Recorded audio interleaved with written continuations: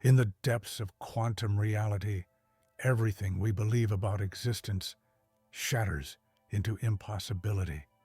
Picture a realm where time itself can flow backwards, where particles dance in and out of existence like ghosts in the void, and where the simple act of observation doesn't just disturb reality, it fundamentally creates it. This isn't science fiction or philosophical musing. It's the experimentally verified nature of our universe at its most fundamental level.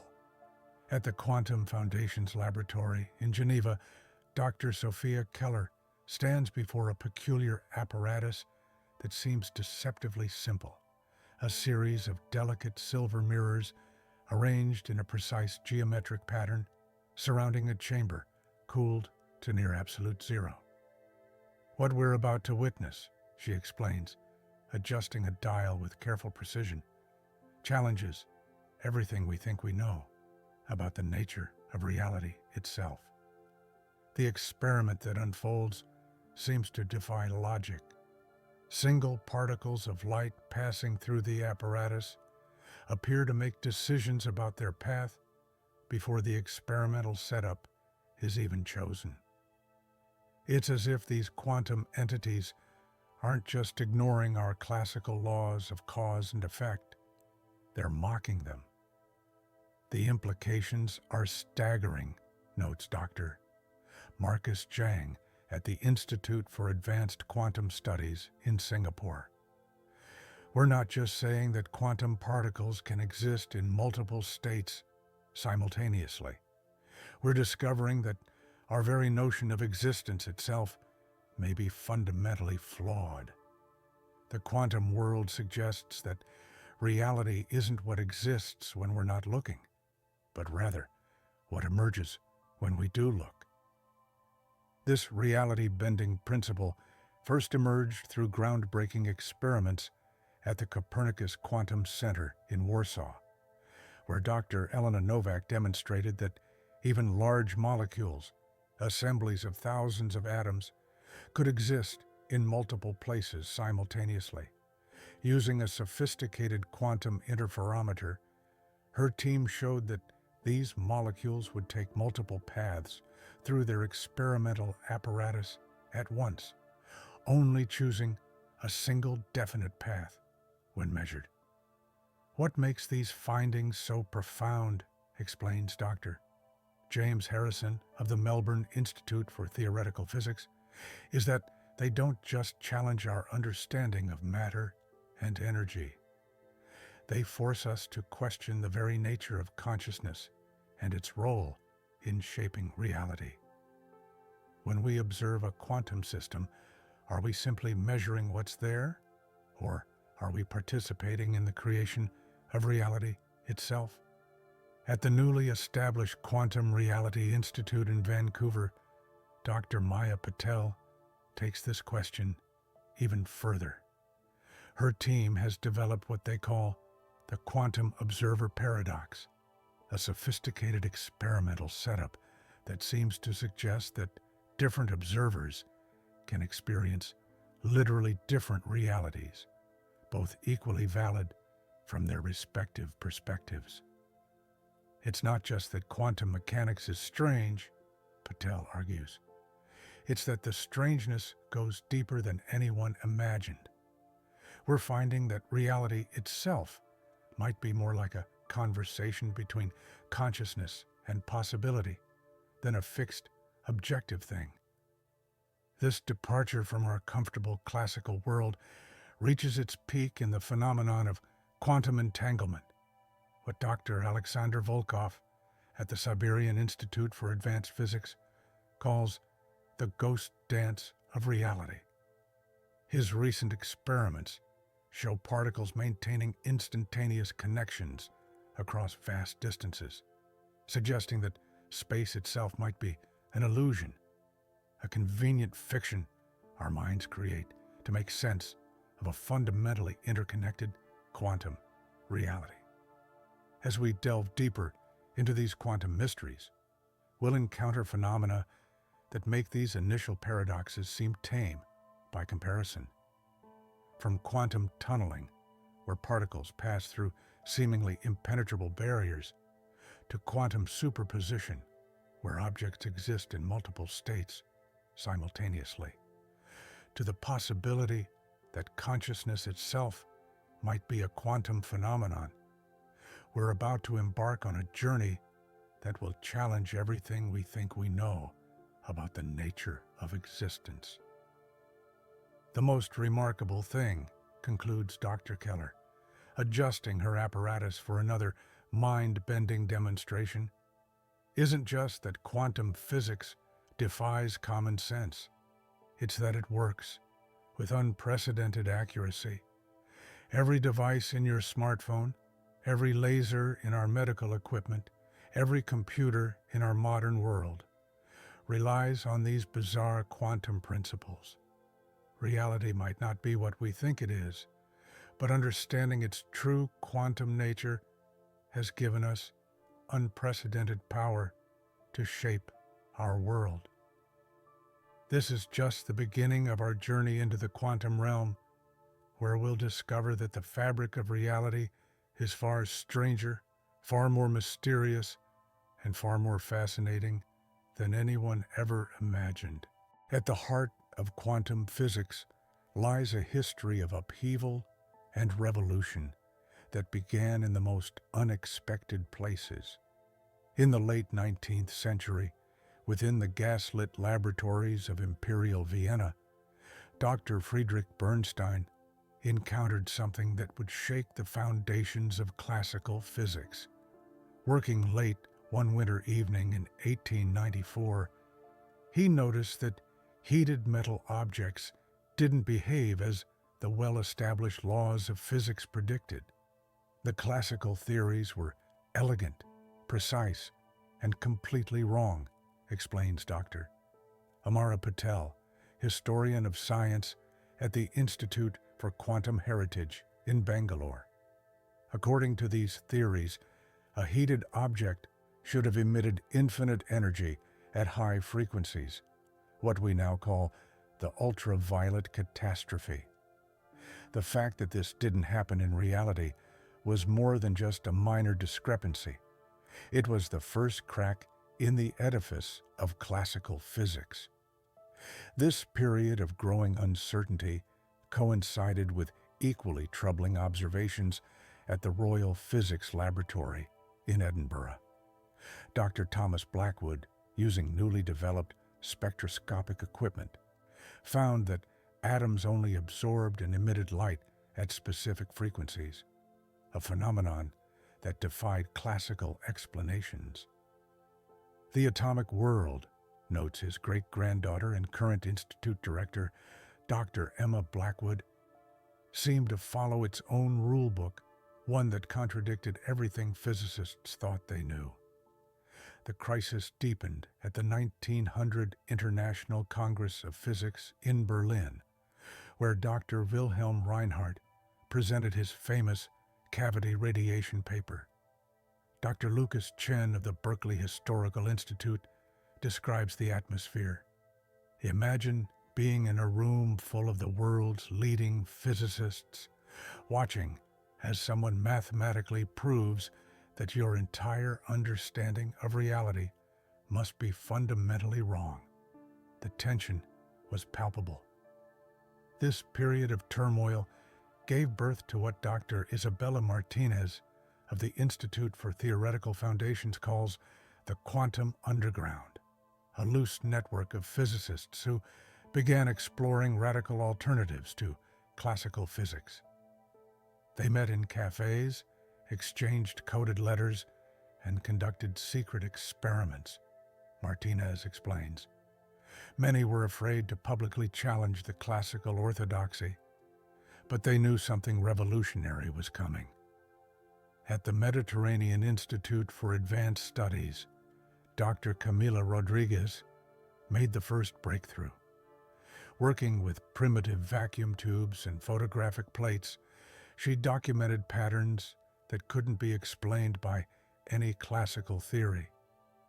Rodriguez's data was clear, says Dr. Michael Chang, chronicling this period in his book, The Quantum Revolutionaries. Nature itself was telling us that reality had discrete quantum properties. The quantum underground found an unexpected ally in Dr. Heinrich Weber at the Alpine Physics Laboratory. Weber had been studying the photoelectric effect, how metals emit electrons when exposed to light.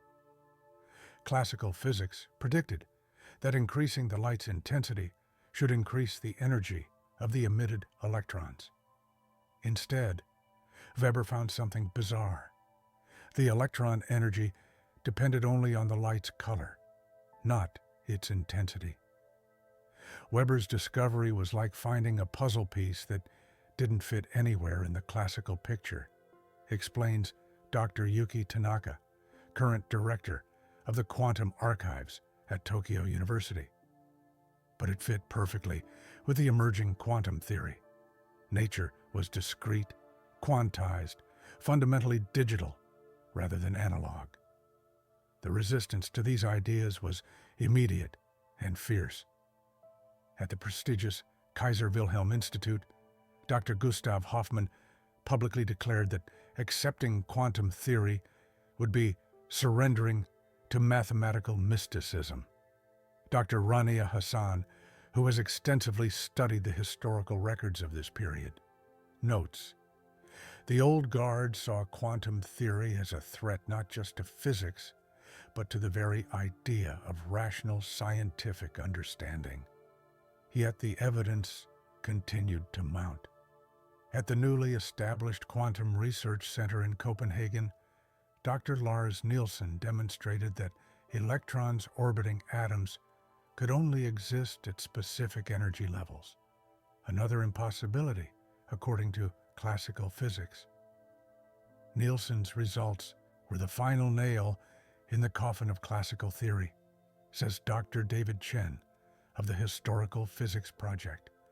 The quantum nature of reality could no longer be denied. This period of crisis and discovery set the stage for an even more profound revolution in physics. As Dr. Maria Gonzalez, curator of the Museum of Quantum History in Barcelona, puts it, the quantum pioneers weren't just challenging specific theories. They were forcing us to reconsider the very nature of physical reality. The comfortable certainties of the classical world were about to give way to something far stranger and more fascinating. The stage was set for a transformation in our understanding of reality itself, one that would make these early quantum discoveries seem almost tame by comparison. The true strangeness of the quantum world was only beginning to reveal itself. The quantum revolution found its first mathematical champion in Dr. Katerina Volkoff, whose groundbreaking paper on the discreteness of natural phenomena appeared in the obscure Journal of Theoretical Physics in 1921. Working from her modest laboratory at the Arctic Institute for Advanced Studies in Tromsø, Volkoff proposed something that seemed utterly absurd. Nature itself operates in discrete jumps rather than continuous flows. Dr. Aidan Chen, chronicling this period in his book, The Quantum Awakening, describes Volkoff's initial inspiration. She was observing the northern lights one frigid evening when she noticed something peculiar about the way the aurora's light fragmented into distinct bands. It reminded her of the discrete spectral lines she'd been studying in her laboratory. That moment of insight led her to question whether nature's apparent continuity might be an illusion. Volkoff's paper introduced what she called the quantum discreteness principle, the idea that energy could only be absorbed or emitted in specific amounts, or quanta. Dr. Jasmine Wong, current director of the Quantum Archives at Stanford, explains, imagine trying to climb a ramp versus a staircase. Classical physics saw nature as a ramp, continuous, smooth, predictable. Volkov suggested it was more like a staircase, discrete, jumpy, and fundamentally probabilistic. The paper might have remained buried in obscurity if not for Dr. Benjamin Blackwood at the Berlin Quantum Institute. Blackwood had been struggling to explain a series of baffling experimental results involving hydrogen atoms. Dr. Sophia Martinez, his former student, recounts, when Blackwood read Volkov's paper, he reportedly worked for 72 hours straight, applying her quantum principle to his data. The results were perfect, but the implications were devastating for classical physics. Volkov's quantum principle explained not just Blackwood's results, but resolved many mysterious phenomena that had been plaguing physicists. Dr. Raj Patel, leading the Historical Analysis Division at the Institute for Quantum Studies, notes, "It was like finding a skeleton key that unlocked multiple doors simultaneously. Suddenly, the photoelectric effect, atomic spectra, and blackbody radiation all made sense. But accepting this explanation meant accepting that reality itself was far stranger than anyone had imagined. The resistance to Volkov's ideas was immediate and fierce. Professor Daniel Nakamura of the Advanced Physics Research Center describes the reaction. The physics community essentially split in two. Younger physicists, led by Blackwood and his colleagues, embraced these revolutionary ideas. The old guard saw them as a threat to the very foundations of scientific understanding. At the crucial 1923 Oslo conference, Volkov faced her critics directly. Dr. Hannah Peterson, who has studied the conference transcripts extensively, describes the scene. Volkov stood before the most distinguished physicists of her time and calmly stated that their entire understanding of reality was fundamentally flawed. She then proceeded to demonstrate, through rigorous mathematical analysis, why the quantum principle wasn't just possible, but necessary. The conference marked a turning point, but not because everyone was convinced. Rather, as Dr. Marco Santos explains, it became clear that the quantum principle couldn't be dismissed.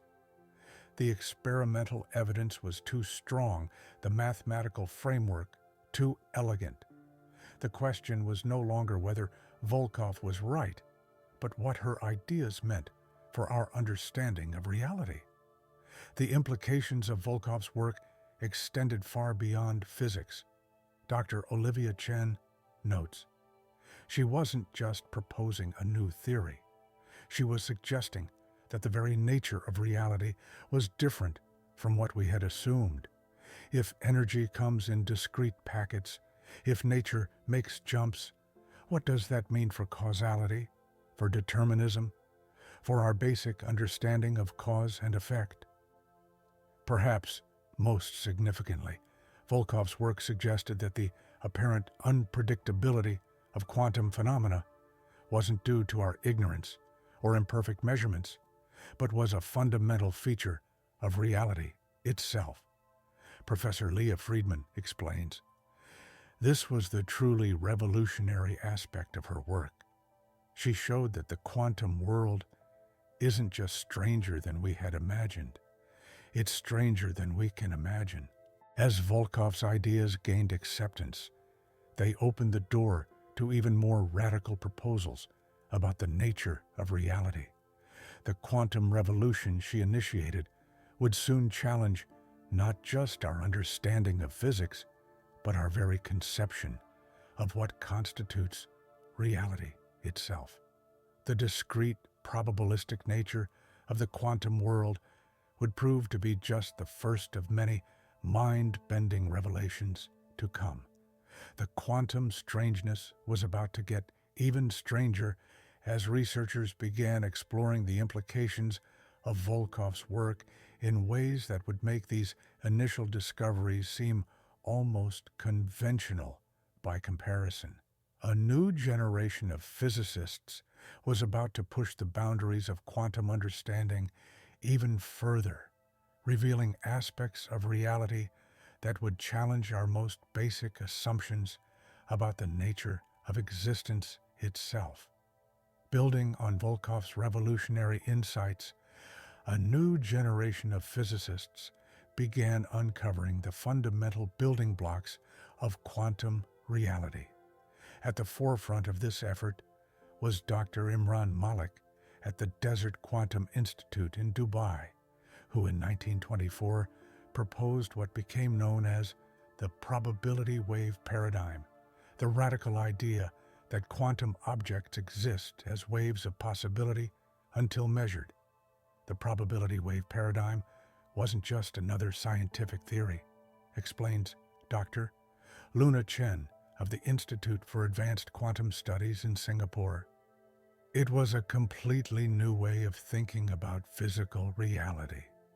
Instead of definite objects with definite properties, Malik suggested we were dealing with waves of possibility that only crystallize into reality when we observe them. The mathematical framework for this paradigm emerged from an unlikely collaboration between Malik and Dr. Sophia Winters at the Antarctic Center for Theoretical Physics. Working together through encrypted satellite communications, they developed what became known as the quantum possibility equation. Dr. Nathan Rodriguez, historian of quantum physics, describes their partnership. Winters brought a mathematical elegance to Malik's intuitive insights. Together, they created a framework that could predict the behavior of quantum systems with unprecedented accuracy. Their equation introduced a revolutionary concept, the quantum possibility vector. Unlike classical physics, where a particle's state is described by its position and momentum, the quantum possibility vector encompasses all potential states simultaneously. Dr. Isabella Morgan explains, imagine a book that contains not just one story, but all possible versions of that story at once. That's similar to how the quantum possibility vector describes a particle. It contains all possible states simultaneously, each with its own probability. At the newly established Rainforest Quantum Laboratory in Brazil, Dr. Gabriel Santos demonstrated how the probability wave paradigm could explain previously mysterious phenomena. When we fire individual electrons through a double-slit apparatus, Santos wrote in his groundbreaking 1925 paper, each electron's probability wave passes through both slits simultaneously, interfering with itself. This is why we see an interference pattern even with individual particles. Dr. Maya Patel, leading the Quantum Mechanics Division at the Mountain Research Institute in Nepal, further elaborates.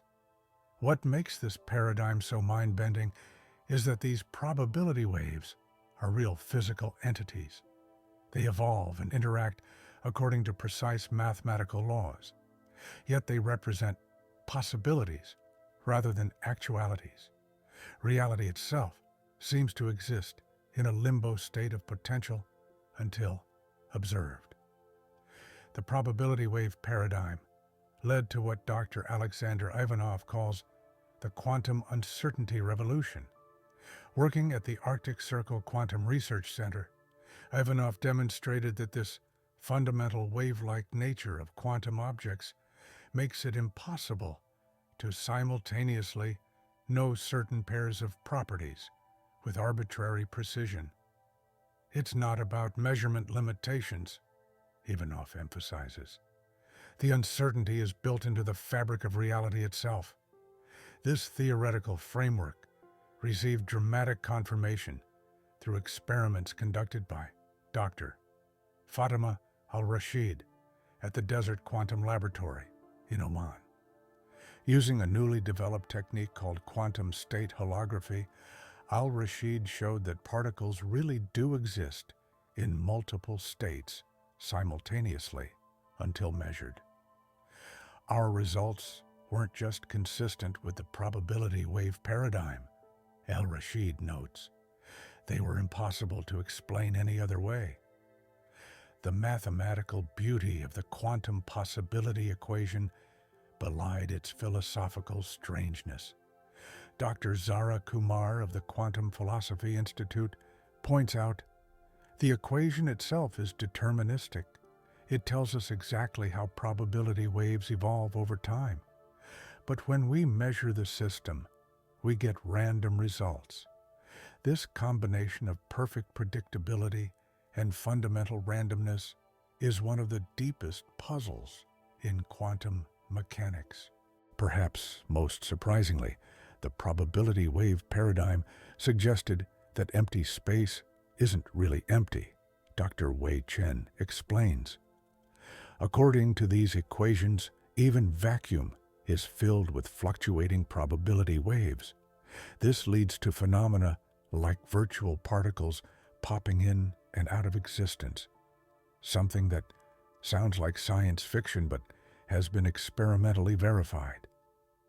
These fundamental building blocks of quantum theory, probability waves, quantum states, and inherent uncertainty would prove to be just the beginning. As physicists delved deeper into the mathematical framework, they would uncover even stranger aspects of quantum reality, leading to revelations that would challenge our most basic assumptions about the nature of existence itself. The most remarkable thing, concludes Dr. Malik, reviewing his original papers in his sun-drenched Dubai office, isn't just that these principles defy common sense. It's that they reveal a deeper layer of reality that operates according to its own internal logic. Our classical intuitions evolved to handle the macroscopic world, but at the quantum level, reality plays by entirely different rules. The quantum revolution sparked by Volkov and developed by Malik and Winters led to a dramatic shift in understanding reality, reaching its peak at what became known as the Aurora Convergence of 1927. At the International Institute for Quantum Physics in Reykjavik, a group of quantum pioneers gathered to reconcile their seemingly contradictory interpretations of quantum phenomena. Dr. Aurora Jensen, chronicling this period in her work, The Great Quantum Synthesis, describes the atmosphere. The Institute's main lecture hall became an intellectual battleground. We had physicists arguing that particles were waves, others insisting that waves were particles, and still others suggesting that both views were simultaneously right and wrong. The debates often lasted until dawn, illuminated by the northern lights flickering through the Institute's glass dome. At the heart of these discussions was a radical proposal by Dr. Nikolai Raven of the Mountain Laboratory in Tibet. Raven suggested that the wave-particle duality wasn't just a limitation of our measuring devices or our understanding. It was a fundamental feature of reality itself. Reality, he famously declared during a particularly heated debate, isn't merely stranger than we suppose, but stranger than we are capable of supposing. Dr. Yui Sakamoto, then a young researcher at the Pacific Quantum Center, proposed what became known as the complementarity principle. According to Sakamoto, quantum objects possess complementary properties that cannot be observed simultaneously. It's not that we lack the technology to measure both properties at once, explains Dr. Robert Chen, current director of the Sakamoto Institute. Rather, these properties are mutually exclusive, like trying to see both sides of a coin at exactly the same time. The implications of this principle were profound. At the Himalayan Quantum Research Facility, Dr. Priya Shah demonstrated how this complementarity manifested in increasingly complex systems. We found that even large molecules exhibit this dual nature, she wrote. The distinction between wave and particle becomes meaningless at the quantum level. Nature refuses to be categorized according to our classical intuitions. Perhaps the most startling development came from Dr. Amara Nair at the Tropical Quantum Institute. Nair showed mathematically that quantum systems exist in multiple states simultaneously until measured. But the act of measurement itself forces the system to choose a single state. This isn't just about uncertainty, Nair emphasized. The quantum world actually exists in a superposition of possibilities until we look at it. Dr. Elena Kovac of the Forest Quantum Institute describes the paradigm shift. We had to abandon the idea that physical properties exist independent of measurement. In the quantum realm, the very act of observation creates the reality we observe. It's as if the universe is constantly answering questions we haven't yet asked. This new understanding was formalized in what became known as the measurement paradox. Dr. Marcus Stone at the Desert Quantum Center explains, before measurement, quantum systems exist in all possible states simultaneously. After measurement, we find them in just one state. The transition between these two situations, what we call the collapse of the wave function, remains one of the most mysterious aspects of quantum mechanics. The paradigm shift wasn't just theoretical. At the Ocean Laboratory for Quantum Experiments, Dr. Clara Martinez demonstrated these principles using what she called delayed choice experiments. We found that quantum systems seem to adjust their past behavior based on future measurements, Martinez notes. It's as if the particle knows in advance how we'll choose to measure it. This period of intense theoretical development led to what Dr. Kai Wong calls the quantum consensus crisis.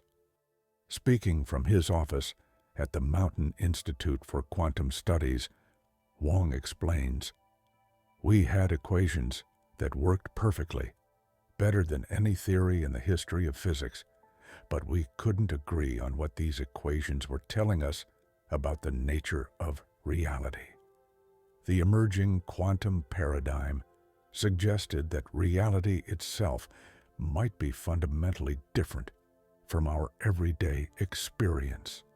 Dr. Layla Hassan of the Desert Quantum Institute summarizes, "We were forced to accept that the quantum world operates according to principles that seem absurd from our classical perspective. The universe doesn't just behave differently than we expected. It behaves in ways that defy our very notion of what behavior means."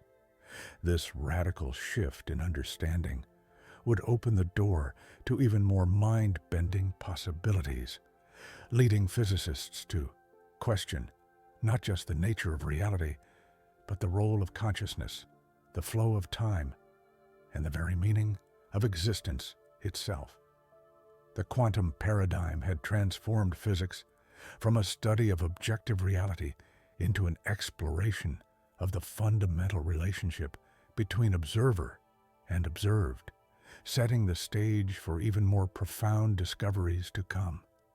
The quantum principles discovered in the realm of subatomic particles began showing up in increasingly unexpected places. At the Macroscopic Quantum Laboratory in Auckland, Dr. Emily Winters made the first breakthrough in 2020, demonstrating quantum behavior in a visible object, a microscopic crystal that could exist in two different states of vibration simultaneously. What's fascinating about Winters' experiment, explains Dr. Xavier Chen of the Institute for Quantum Biology in Montreal, isn't just that we saw quantum effects in a larger object, but that it suggested quantum phenomena might be far more widespread than we imagined. We began finding quantum signatures in places where classical physics should have dominated completely. This revelation led to what became known as the quantum ubiquity principle, first proposed by Dr. Aisha Rahman at the Desert Institute for Advanced Studies. Rahman suggested that quantum effects don't just influence the microscopic world, they permeate every level of reality, from the smallest subatomic particles to biological systems, and possibly even consciousness itself. At the Rainforest Quantum Biology Center, Dr. Lucas Silva made a startling discovery. We found clear evidence of quantum coherence in photosynthesis, Silva reports. Plants are actually using quantum superposition to achieve near-perfect efficiency in converting sunlight to energy. Nature had been exploiting quantum mechanics long before we discovered it. This discovery sparked what Dr. Isabella Torres calls the quantum biology revolution. Researchers began finding quantum effects in bird navigation, enzyme catalysis, and even human smell receptors. It turns out, Torres notes from her laboratory at the Mountain Research Institute, that the nose on your face is actually a quantum measurement device. When you smell a rose, you're performing a quantum measurement without realizing it. The implications extended even further. At the Arctic Chemistry Institute, Dr. Viktor Petrov demonstrated that quantum tunneling, a phenomenon where particles pass through seemingly impenetrable barriers, plays a crucial role in basic chemical reactions. Without quantum mechanics, Petrov explains, most chemical reactions wouldn't happen at all. The world as we know it, including life itself, depends on these quantum effects. Perhaps most surprisingly, quantum principles began appearing in human-made systems. Dr. Maya Patel at the Tropical Technology Institute discovered quantum coherence in the light-harvesting structures of certain solar cells. We weren't trying to design quantum systems, Patel notes. We were just optimizing for efficiency. Nature led us to quantum mechanics, whether we intended it or not. The universal application of quantum principles reached its most controversial point with Dr. Samuel Thompson's work at the Neural Quantum Institute. Thompson proposed that quantum effects might be essential to human consciousness itself. The coherent firing of neurons in the brain, he suggests, might depend on quantum processes. While Thompson's ideas remained debated, they received unexpected support from Dr. Leila Noor's research at the Desert Neuroscience Center. Using ultra-sensitive quantum detectors, Noor found evidence of quantum coherence in neural microtubules. These structures maintain quantum coherence far longer than we thought possible at body temperature, she explains. It suggests our brains might be quantum computers in disguise.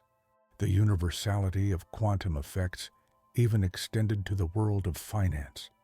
Dr. James Chen at the Quantum Economics Institute demonstrated how market behavior sometimes mirrors quantum phenomena.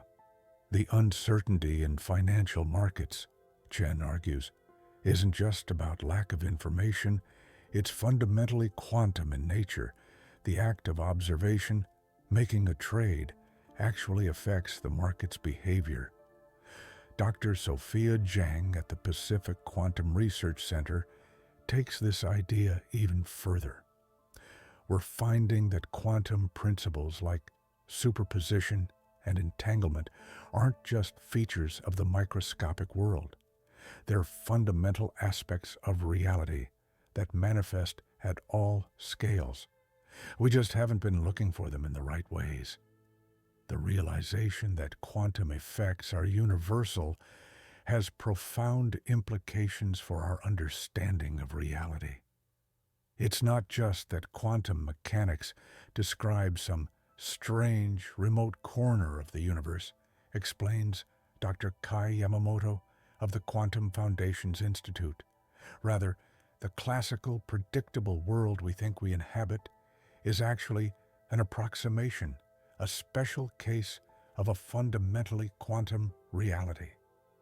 This universal quantum nature of reality would lead to even more startling discoveries, suggesting that the boundary between the quantum and classical worlds might be more permeable than anyone had imagined. As researchers continued to find quantum effects in unexpected places, they began to wonder what other aspects of our daily experience might secretly depend on quantum phenomena.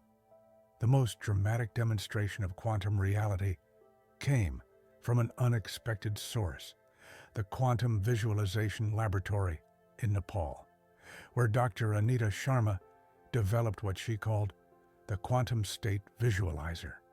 This revolutionary experiment, unlike anything attempted before, made the mysterious quantum realm visible to the naked eye. What makes Sharma's experiment so remarkable, explains Dr. Marcus Kim of the Advanced Quantum Research Institute, is that it allows us to literally see quantum superposition happening in real time.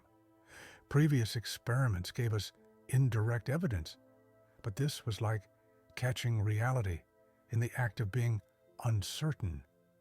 The apparatus itself seems deceptively simple, a specially designed chamber where single atoms are trapped by magnetic fields and cooled to near absolute zero.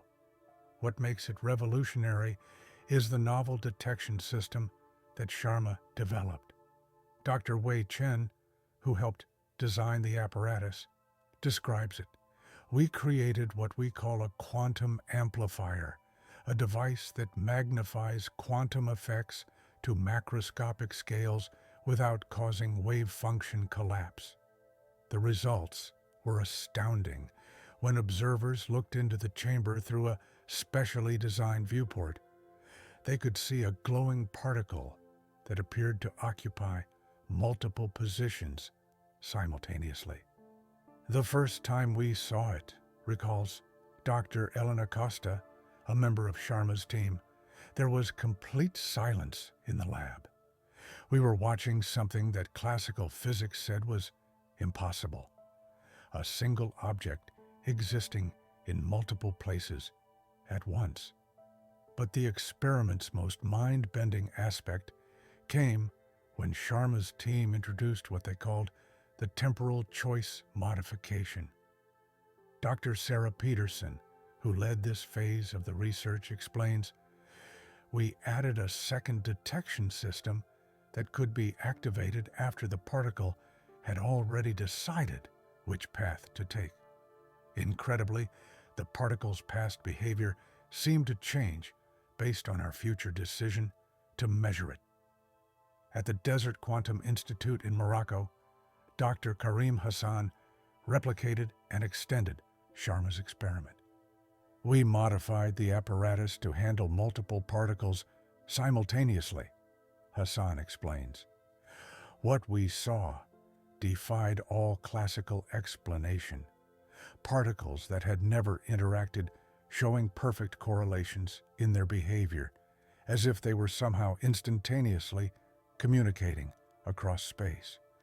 The implications of these experiments were so profound that Dr. Isabella Romano of the Mountain Research Center proposed what she called the observer effect paradox. As she explains, "We found that different observers looking at the same quantum system could literally see different realities. It wasn't just a matter of interpretation. The act of observation itself was creating different, mutually exclusive versions of reality. Perhaps the most startling demonstration came from Dr. Zara Chang at the Arctic Quantum Laboratory. Chang modified Sharma's apparatus to create what she termed a quantum eraser. Dr. James Morrison, who witnessed the experiments, describes the results. Chang showed that we could effectively erase the past by choosing how to measure a particle in the present. We could retroactively change whether it had behaved as a wave or a particle in the past. The experimental evidence became even more bizarre when Dr. Viktor Petrov at the Forest Institute for Advanced Physics introduced consciousness into the equation. We modified the detection system to respond to conscious intention, Petrov explains. The results suggested that conscious observation itself plays a special role in determining quantum outcomes. It wasn't just about measurement anymore. It was about awareness. These demonstrations led to what Dr. Maya Patel calls the quantum measurement crisis. Speaking from her laboratory at the Tropical Quantum Center, she explains, "We had to face the possibility that reality itself isn't fixed or objective. The act of measurement doesn't just reveal reality, it participates in creating it." The implications extended beyond physics. At the Quantum Biology Research Center, Dr. Hans Weber demonstrated similar effects in biological systems. We found that living organisms exhibit quantum behavior that persists far longer than conventional theory predicted, Weber notes. It's as if life itself has found a way to preserve quantum effects at room temperature. These experimental demonstrations forced physicists to confront questions they had previously dismissed as philosophical. Dr. Sophia Keller summarizes, "We can no longer hide behind mathematics. These experiments show us the quantum world directly, and it's far stranger than anyone imagined. We're not just observing reality, we're participating in its creation." The visual evidence provided by these experiments would lead to even more radical discoveries, suggesting that the relationship between consciousness, observation, and reality might be far more complex than anyone had suspected. As researchers continued to refine and expand these demonstrations, they began to uncover aspects of quantum reality that would challenge not just our understanding of physics, but our very conception of what constitutes reality itself. The reality-bending implications of quantum mechanics received unexpected historical validation in 2022 when researchers at the Ancient Physics Archive in Cairo discovered a collection of forgotten manuscripts dating back to 1931. These documents, written by the brilliant but largely unknown physicist Dr. Amira Hassan, contained detailed observations of quantum phenomena that had been dismissed as impossible at the time. Hassan's work was revolutionary, explains Dr. Marcus Chen, lead historian at the Quantum Heritage Institute in Singapore.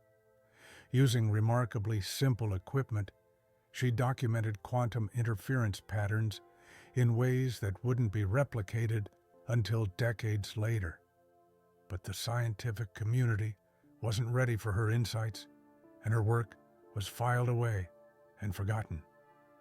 The manuscripts revealed that Hassan had constructed an early version of what we now call a quantum interferometer, using materials available in her modest laboratory at the Alexandria Science Institute.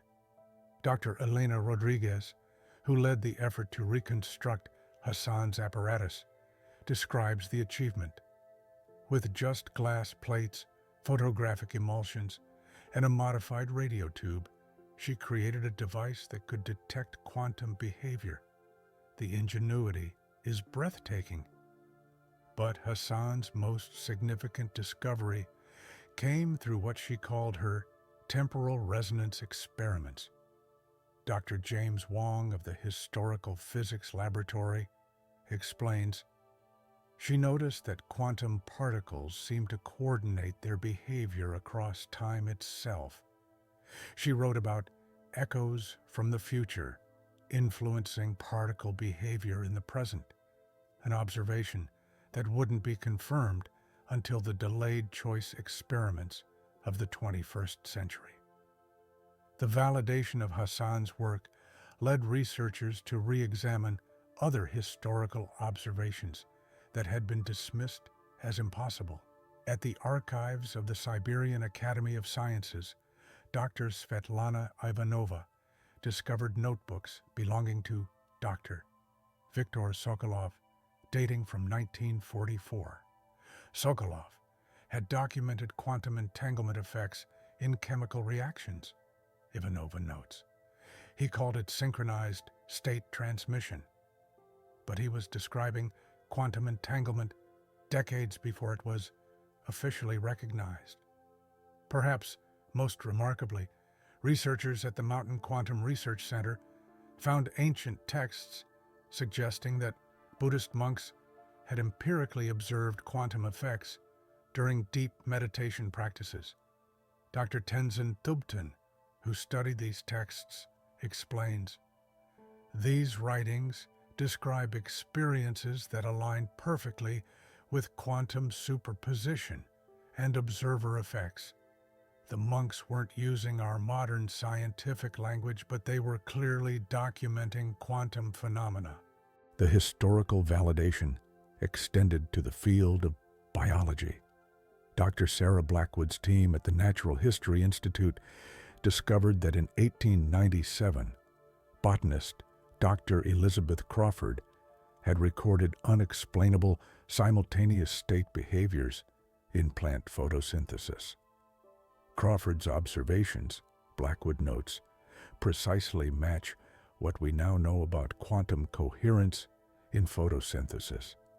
She was seeing quantum effects in biology a century before we had the theory to explain them. These historical discoveries led Dr. Alexander Kumar to propose what he calls the quantum observation continuity. Speaking from his office at the Quantum Anthropology Center, he explains, throughout history, people have been observing and documenting quantum phenomena without having the theoretical framework to understand them. The quantum world wasn't hidden. We just didn't know how to interpret what we were seeing. The validation reached its peak when Dr. Maria Gonzalez reconstructed a series of experiments documented in Persian astronomical texts from the 11th century. These ancient astronomers had recorded observations of what we now recognize as quantum tunneling in atmospheric phenomena, Gonzalez explains. They couldn't explain it with the physics of their time, but their observations were incredibly precise.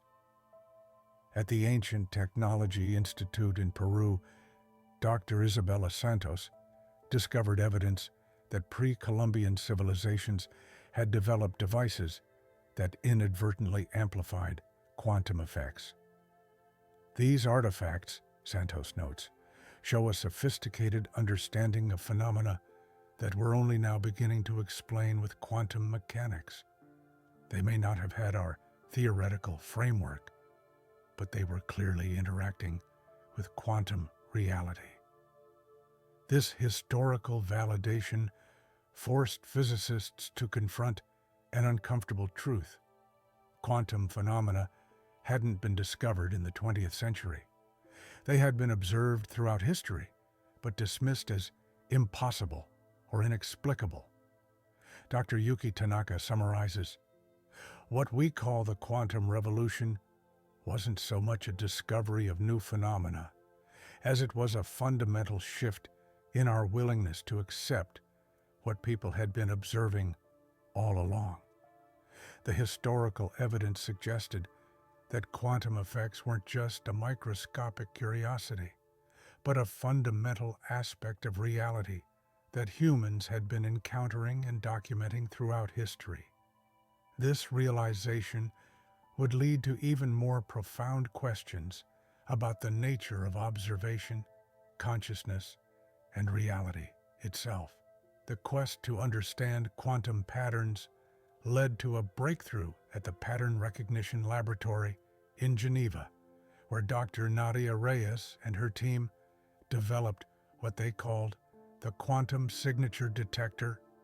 This revolutionary device could identify quantum behavior in systems previously thought to be purely classical. What makes the quantum signature detector so remarkable, explains Dr. Rachel Foster of the Pattern Analysis Institute, is that it reveals quantum patterns hiding in plain sight. We're finding quantum signatures in everything from chemical reactions to neural activity, and even in seemingly random processes like weather patterns and population dynamics. The patterns revealed by Reyes's detector challenged our basic assumptions about randomness. Dr. Marcus Chen, analyzing data from the detector, made a startling discovery. What we call random events often show subtle quantum correlations. It's as if the universe maintains a hidden quantum coherence that occasionally bubbles up into our classical world. At the Quantum Coherence Laboratory in Antarctica, Dr. Helena Schmidt used the detector to study what she termed macro-quantum patterns. Her team observed quantum signatures in systems far larger than previously thought possible. We found clear evidence of quantum behavior in protein folding, Schmidt notes. These molecules are thousands of times larger than anything we thought could maintain quantum coherence. The patterns became even more intriguing when Dr. Alexander Ivanov at the Arctic Quantum Center studied temporal correlations. We discovered what we call quantum echoes, Ivanov explains. Events separated by time, showing correlations that can only be explained through quantum mechanics. It's as if present events are maintaining quantum connections with both past and future states. Perhaps the most striking patterns emerged from Dr. Sophia Martinez's work at the Mountain Synchronicity Institute. Using an array of quantum signature detectors, her team identified what they called entanglement cascades, chains of quantum correlations spreading through seemingly unrelated systems. These patterns suggest that quantum entanglement isn't just a microscopic phenomenon, Martinez argues. It creates networks of correlation that can span vast distances and times. The implications of these patterns led Dr. James Wong to propose the quantum pattern principle at the Desert Research Center. What we're seeing, Wong explains, isn't just isolated quantum effects, but a fundamental pattern-generating process that underlies all of reality. The classical world we observe is like a tapestry woven from quantum threads. At the Quantum Biology Research Institute, Dr. Maya Patel discovered these patterns in living systems. We found quantum signatures in neural networks, genetic expression, and even in the collective behavior of bacteria, Patel reports. Life seems to have evolved to exploit these quantum patterns for everything from photosynthesis to consciousness itself. The patterns revealed by the quantum signature detector also showed up in human behavior. Dr. Isabella Romano at the Social Quantum Research Center found quantum correlations in patterns of human decision-making. When we studied large groups of people making choices, Romano notes, we found patterns that couldn't be explained by classical probability theory. It was as if human consciousness itself was participating in quantum processes. These observations led to what Dr. Thomas Blackwood calls the quantum coherence crisis. Speaking from his laboratory at the Pattern Recognition Institute, he explains, "We had to face the possibility that quantum coherence isn't just a microscopic phenomenon that gets destroyed by interaction with the environment. Instead, it seems to be a fundamental feature of reality that manifests at all scales. The patterns even appeared in technological systems. Dr. Elena Petrova at the Quantum Computing Laboratory discovered quantum signatures in conventional computer networks. We found that certain types of computational patterns spontaneously exhibit quantum-like behavior," Petrova explains. "It's as if these systems are naturally evolving toward quantum computation, even without being designed to do so. This ubiquity of quantum patterns forced researchers to reconsider the relationship between the quantum and classical worlds." Dr. Yuki Tanaka summarizes, "We used to think of quantum effects as fragile phenomena that only exist in carefully controlled conditions. Now we're finding that quantum patterns are robust and pervasive, constantly influencing the world we observe. The discovery of these patterns would lead to even more profound questions about the nature of reality. If quantum patterns exist at all scales, what does this mean for our understanding of causality, free will, and consciousness? The answer to these questions would challenge not just our scientific theories, but our very conception of what constitutes reality itself." At the Individual Quantum States Laboratory in Singapore, Dr. Liam Zhang made a discovery that would challenge our understanding of individuality itself. Using a newly developed quantum isolation chamber, he demonstrated that even a single particle could exist in an infinite number of states simultaneously.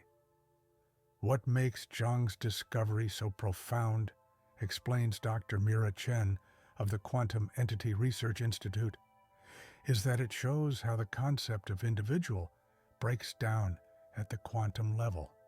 A single quantum entity isn't really single at all. It's a superposition of countless possibilities until we observe it. The implications of this work became even more startling when Dr. Elena Rodriguez at the Desert Quantum Center successfully isolated what she called quantum individuals, particles that maintained their superposition state even when interacting with their environment. These quantum individuals, Rodriguez notes, seem to resist classical definition. They exist in multiple states, not just momentarily, but persistently. At the Arctic Institute for Advanced Physics, Dr. Hiroshi Tanaka took this research further by studying what he termed quantum identity. Using a sophisticated array of detectors, his team showed that quantum particles could effectively share their identity with other particles. We found cases where it became impossible to say which particle was which, Tanaka explains. It's as if their individual identities merged into a single quantum state. The concept of quantum individuality faced its greatest challenge when Dr. James Morrison at the Tropical Quantum Laboratory discovered what he called identity entanglement. We observed particles that not only shared properties, Morrison reports, but actually exchanged their entire quantum state periodically. The very notion of individual identity became meaningless. These discoveries led Dr. Isabella Santos to propose the quantum identity principle at the Mountain Quantum Research Center. What we're seeing, Santos explains, suggests that individuality itself might be an emergent property, something that only appears at the classical level. At the quantum level, the boundaries between individual entities become fundamentally blurred. The research took an unexpected turn when Dr. Alexandra Ivanov at the Forest Quantum Institute studied how quantum individuals interact with time. We found that these particles don't just exist in multiple states simultaneously, Ivanov notes. They also seem to exist across multiple moments in time. The separation between when and what breaks down at this level. Perhaps the most puzzling results came from Dr. Sarah Blackwood's work at the Ocean Foundation Laboratory. Her team discovered particles that seem to maintain their quantum individuality even after interacting with classical measuring devices. These quantum individuals, Blackwood explains, refuse to fully collapse into classical states. They maintain a kind of quantum memory of their superposition state. The implications extended beyond physics. At the Quantum Biology Center, Dr. Thomas Chen found similar behavior in molecular systems. We observed quantum individuality in complex molecules, Chen reports. These molecules maintain quantum properties that should have been destroyed by their environment. It's as if they found a way to protect their quantum nature. Dr. Maria Gonzalez at the Advanced Quantum Research Institute took this further, studying what she called quantum personality traits. We discovered that quantum individuals have characteristic ways of maintaining their superposition states, Gonzalez explains. Each particle seems to have its own unique quantum signature that persists even through interactions. These findings led to what Dr. Alexander Kumar terms the quantum identity crisis. Speaking from his laboratory at the Quantum Coherence Center, he explains, "We're forced to confront the possibility that individual identity, something we take for granted in our classical world, might be an illusion at the quantum level.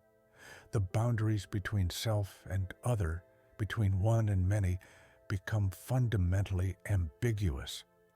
The research on quantum individuals raised profound questions about the nature of identity and individuality.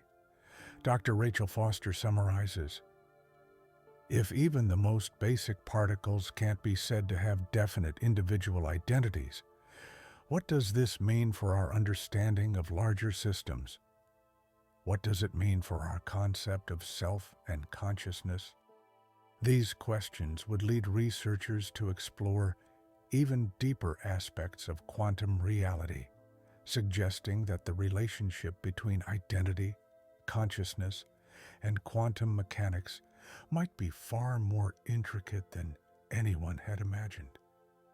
The investigation of quantum individuals was opening doors to understanding not just the nature of particles, but the very essence of what it means to be an individual entity in a quantum universe. At the Consciousness and Quantum Observation Laboratory in Montreal, Dr. Nina Chen made a discovery that would revolutionize our understanding of quantum measurement.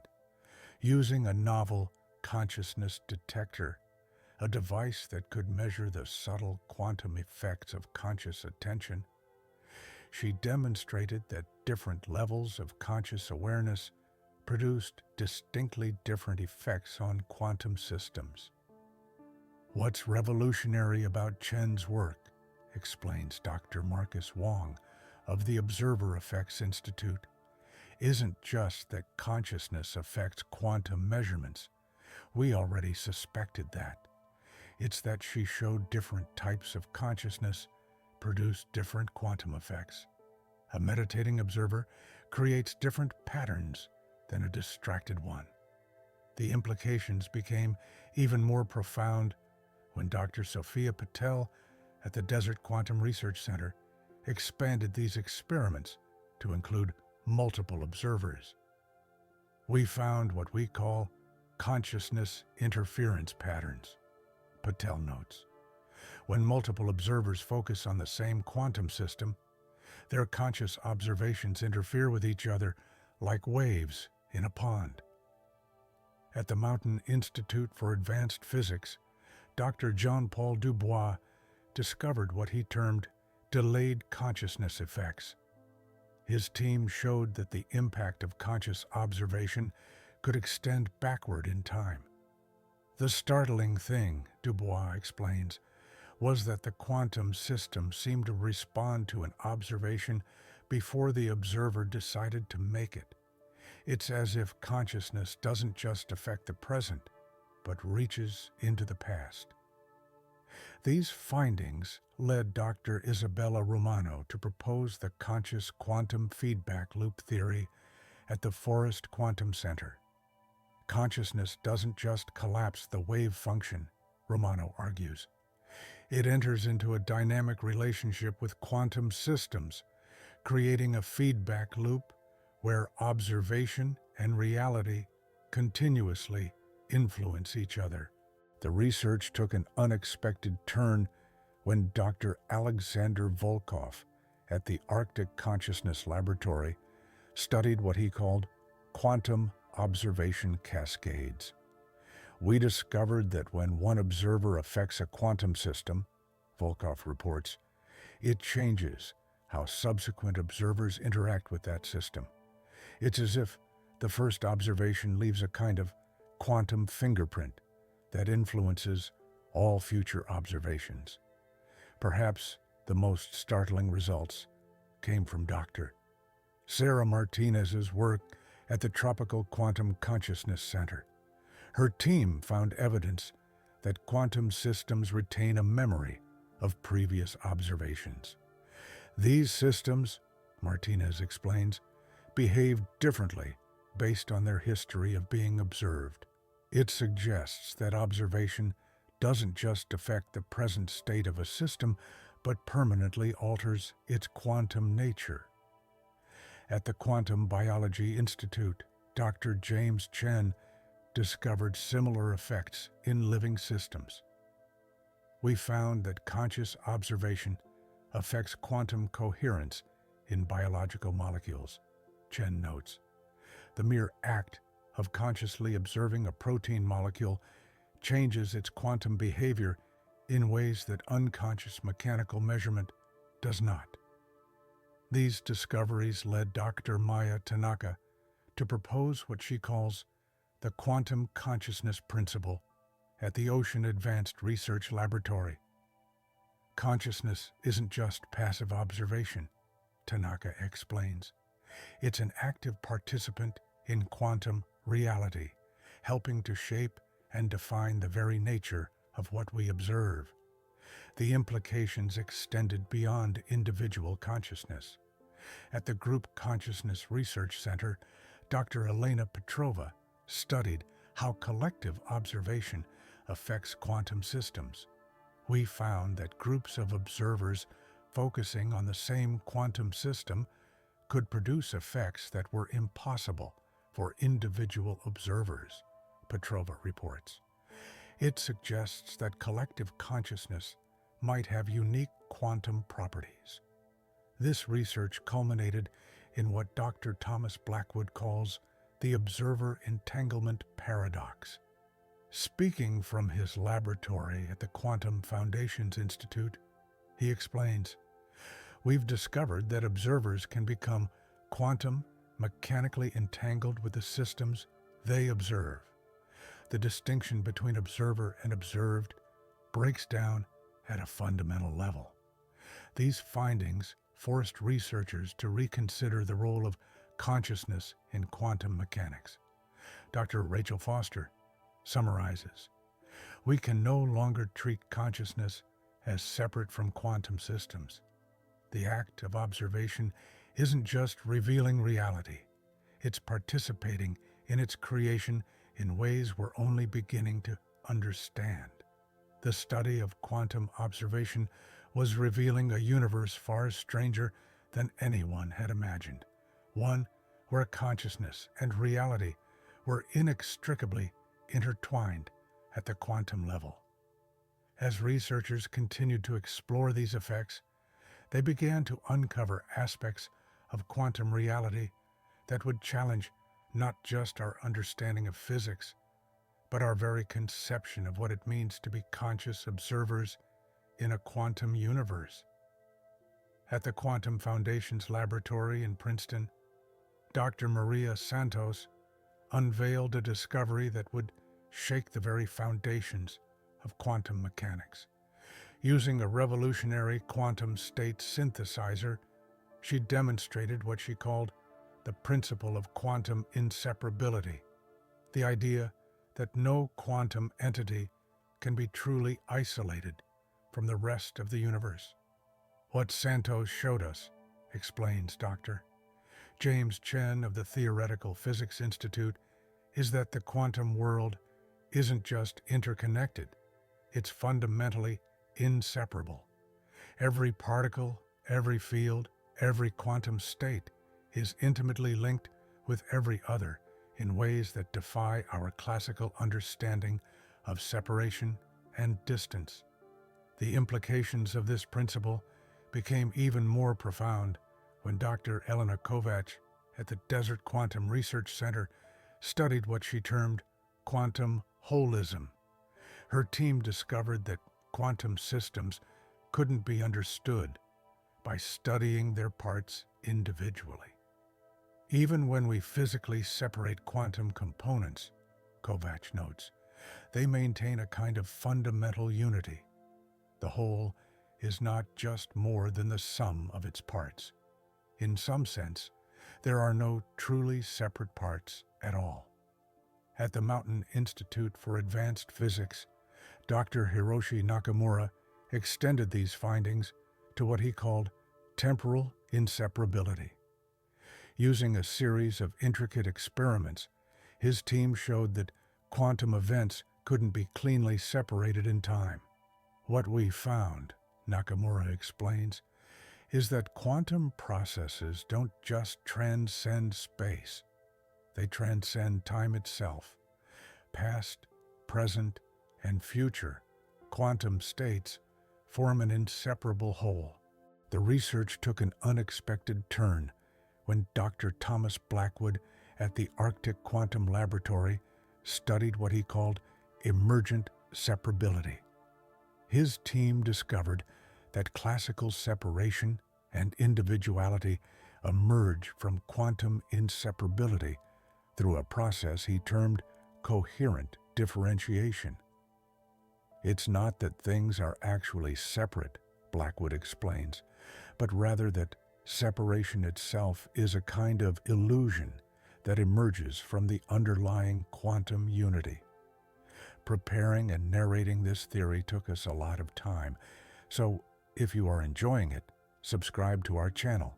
It means a lot to us. Now back to the theory.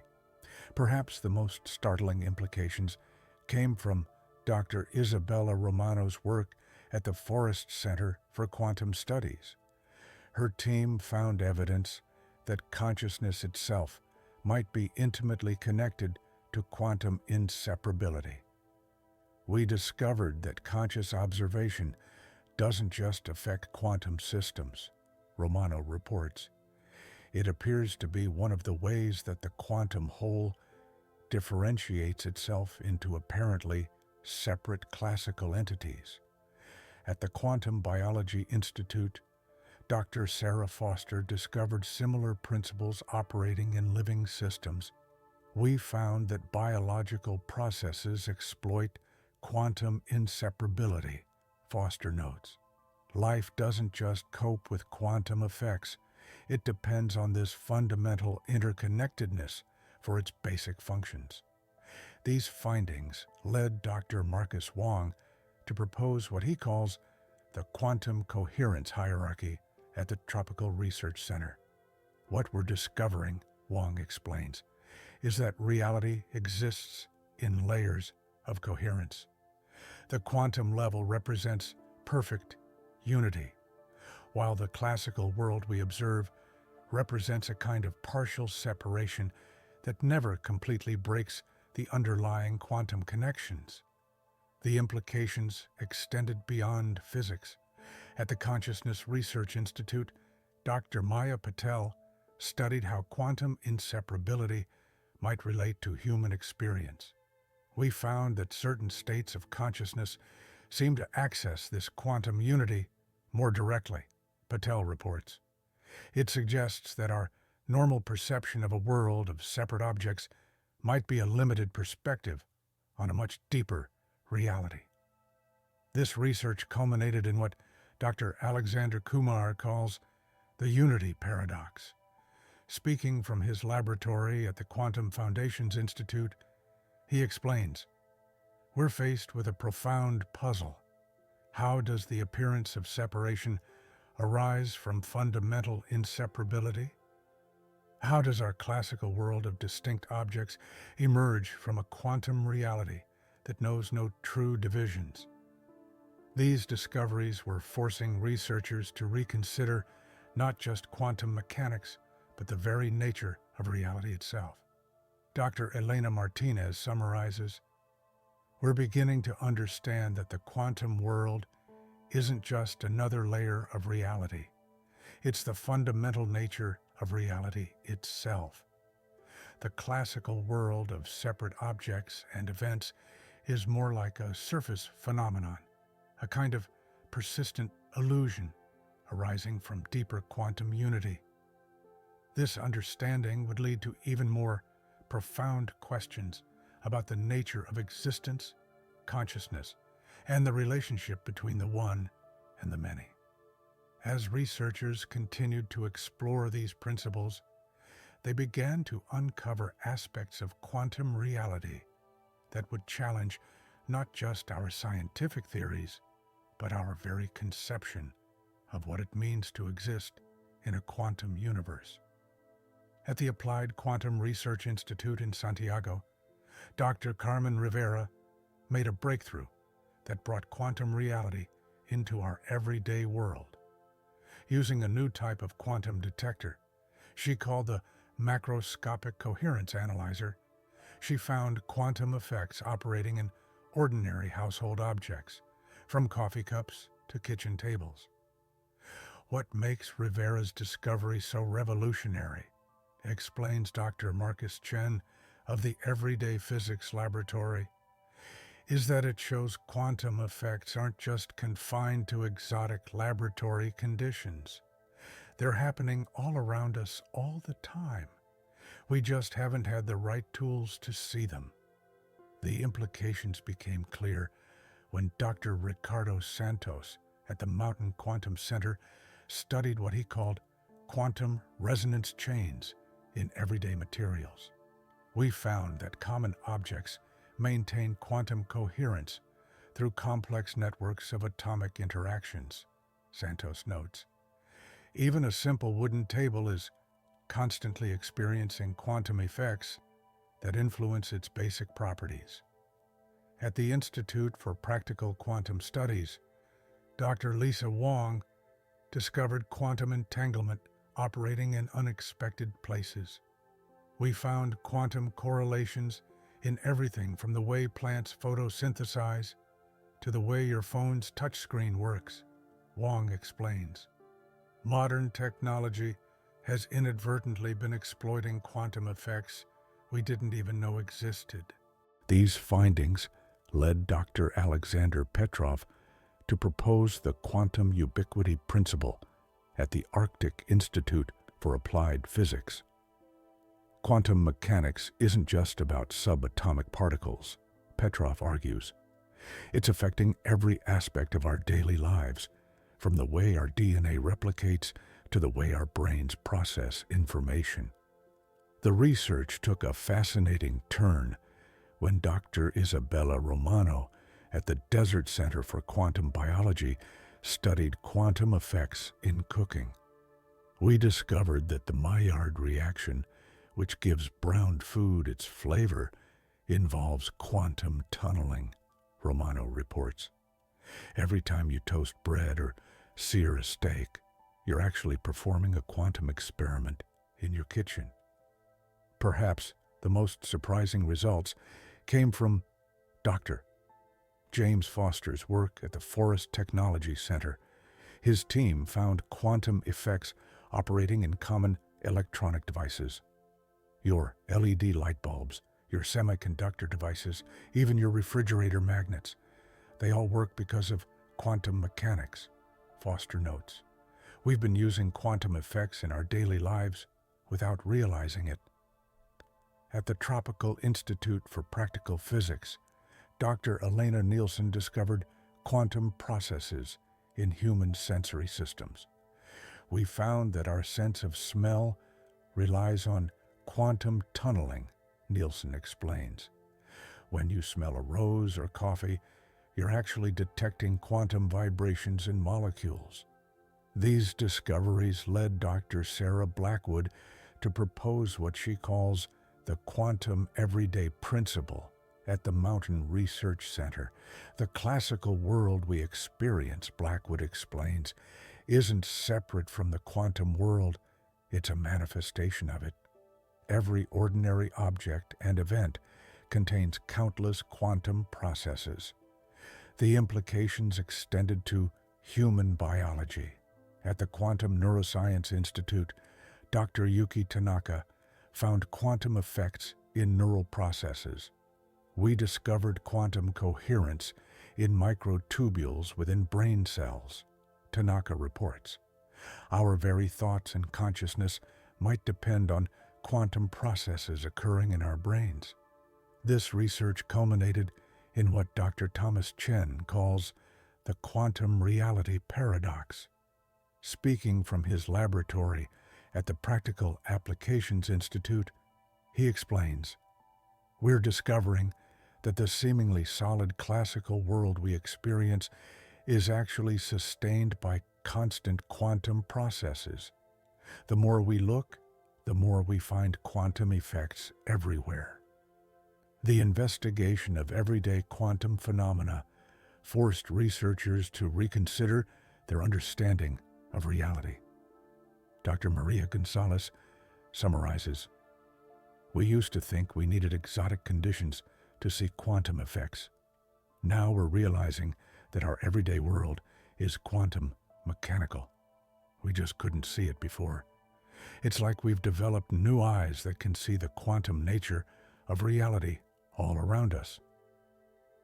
These discoveries were opening new possibilities for understanding not just physics, but the nature of everyday experience itself. As researchers continued to uncover quantum effects in common objects and processes, they began to realize that the boundary between the quantum and classical worlds wasn't just blurry, it might not exist at all. Our everyday reality was turning out to be far stranger and more fascinating than anyone had imagined. At the Mathematical Physics Institute in Zurich, Dr. Elena Kowalski unveiled a revolutionary mathematical framework she called quantum topology dynamics. This new approach suggested that the fundamental structure of reality isn't built on particles or waves, but on what she termed quantum relationship networks. What makes Kowalski's framework so profound, explains Dr. Marcus Chen of the Theoretical Physics Center, is that it doesn't just describe quantum phenomena, it shows how quantum relationships create the very fabric of space-time and matter. It's not just a new theory, it's a new way of thinking about reality itself. The framework took an unexpected turn when Dr. James Morrison at the Arctic Advanced Mathematics Laboratory discovered what he called quantum complexity loops.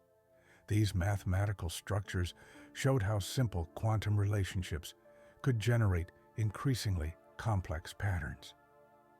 We found that quantum systems naturally organize themselves into hierarchies of complexity, Morrison notes. It's as if the mathematics itself wants to create more intricate structures. At the Institute for Mathematical Foundations, Dr. Sophia Keller developed what she termed the quantum coherence calculus. This new mathematical language could describe how quantum systems maintain coherence across different scales. Traditional mathematics treats quantum and classical systems separately, Patel explains. Our framework shows how they're actually part of a continuous spectrum of quantum complexity. These developments led Dr. Alexander Ivanov to propose the quantum relationship principle at the Desert Theoretical Institute. The mathematics tells us something remarkable, Ivanov argues. What we call reality isn't made of things, it's made of relationships. Particles, fields, even space and time emerge from networks of quantum relationships. The mathematical framework revealed new insights when Dr. Isabella Romano at the Mountain Quantum Center studied what she called topological quantum transitions. Her equations showed how quantum systems could undergo dramatic reorganizations without changing their fundamental relationships. It's like watching a dance, Romano notes. The dancers may change positions, but the pattern of the dance remains intact. Perhaps the most startling implications came from Dr. Sarah Blackwood's work on quantum information geometry at the Advanced Mathematics Laboratory. Her team discovered that information itself might be more fundamental than matter or energy. Our equations suggest that the universe isn't built from physical stuff, Blackwood explains. It's built from patterns of quantum information. At the Tropical Institute for Theoretical Physics, Dr. Henrik Nielsen developed what he called quantum emergence equations. These mathematical tools could describe how classical reality emerges from quantum relationships. We can now mathematically trace how our everyday world arises from quantum foundations, Nielsen notes. The equations show it's a continuous process, not a sudden transition. These mathematical insights led Dr. Yuki Tanaka to propose what he calls the quantum structure hierarchy at the Forest Mathematical Institute. What we're finding, Tanaka explains, is that reality is organized in layers of increasing complexity, all emerging from basic quantum relationships. Our mathematics can now describe this entire hierarchy. The implications extended beyond physics. At the Biological Mathematics Center, Dr. Maria Gonzalez discovered similar mathematical patterns in living systems. We found that biological processes follow the same mathematical rules as quantum systems, Gonzalez reports. Life itself seems to be exploiting these fundamental mathematical principles. This research culminated in what Dr. Thomas Chen calls the mathematical unity principle. Speaking from his office at the Quantum Mathematics Institute, he explains, "Our new mathematical framework shows that all of reality, from quantum particles to human consciousness, follows the same basic patterns. The mathematics of quantum relationships unifies everything." These mathematical discoveries were forcing researchers to reconsider not just quantum mechanics, but the very nature of reality itself. Dr. Rachel Foster summarizes, "We're beginning to understand that mathematics isn't just describing reality. It's revealing the fundamental patterns that create reality. The quantum relationship networks our equations describe are the basic building blocks of everything that exists. This new mathematical understanding was opening doors to even deeper insights about the nature of existence itself." As researchers continued to develop and refine these mathematical tools, they began to uncover patterns that suggested reality might be far more mathematically elegant and far stranger than anyone had imagined. At the Quantum Probability Research Center in Stockholm, Dr. Rachel Young made a discovery that would transform our understanding of quantum randomness. Using a novel quantum pattern analyzer, she demonstrated that what appears as random quantum behavior actually contains subtle, previously undetectable patterns. What makes Young's discovery so revolutionary, explains Dr. Marcus Chen of the Statistical Physics Institute, is that it shows quantum randomness isn't truly random. There are deeper patterns hidden within quantum probability, patterns that suggest a kind of order underlying what we thought was pure chance. The implications became even more profound when Dr. Elena Petrova at the Arctic Statistical Laboratory studied what she called quantum probability cascades. Her team discovered that quantum events, while individually unpredictable, created recognizable patterns when viewed across multiple dimensions of probability space. It's like looking at a Jackson Pollock painting, Petrova notes. Up close it seems random, but step back and you see intricate patterns emerging. At the Institute for Advanced Probability Studies, Dr. James Wilson uncovered what he termed nested probability structures in quantum systems. We found that quantum probabilities organize themselves into hierarchical patterns, Wilson explains. Each level of probability contains smaller, more refined patterns, like a fractal of possibilities. These findings led Dr. Isabella Santos to propose the quantum pattern principle at the Mountain Statistical Center. What we're seeing, Santos argues, suggests that quantum probability isn't just about chance. It's about the way possibility itself is organized at the fundamental level of reality. The research took an unexpected turn when Dr. Alexander Kumar at the Desert Foundation's laboratory studied what he called probability resonance. His team discovered that quantum probabilities could influence each other across space and time. We found that the probability of one quantum event can affect the probabilities of other events, even when they're separated by vast distances, Kumar reports. Perhaps the most startling results came from Dr. Sarah Blackwood's work at the Pattern Recognition Institute.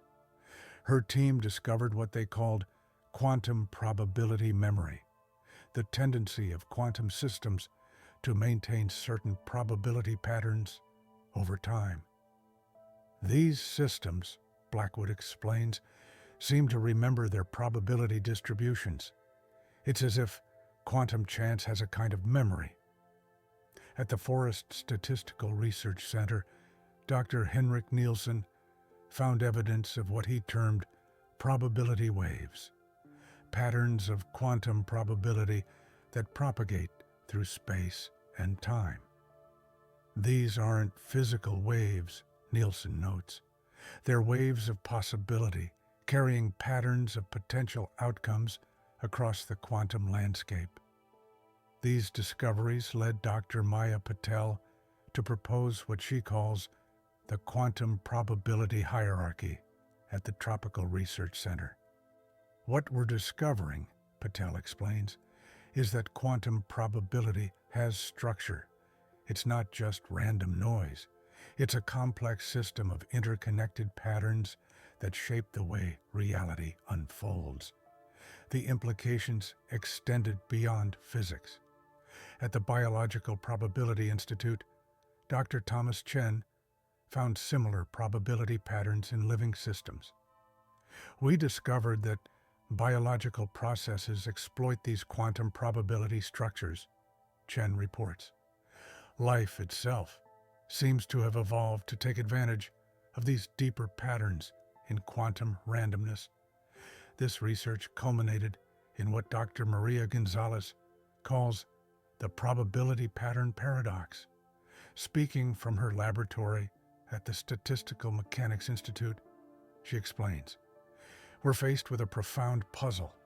How can quantum events be both fundamentally unpredictable and yet part of larger, recognizable patterns?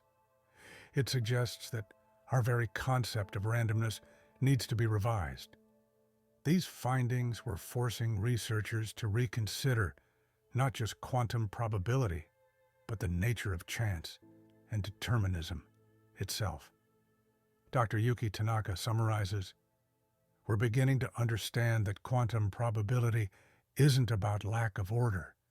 It's about a deeper kind of order that our classical concepts of cause and effect can't fully capture. The quantum world isn't random. It's following patterns we're only now beginning to perceive. This new understanding of quantum probability was opening doors to even deeper insights about the nature of possibility and actuality in the quantum realm.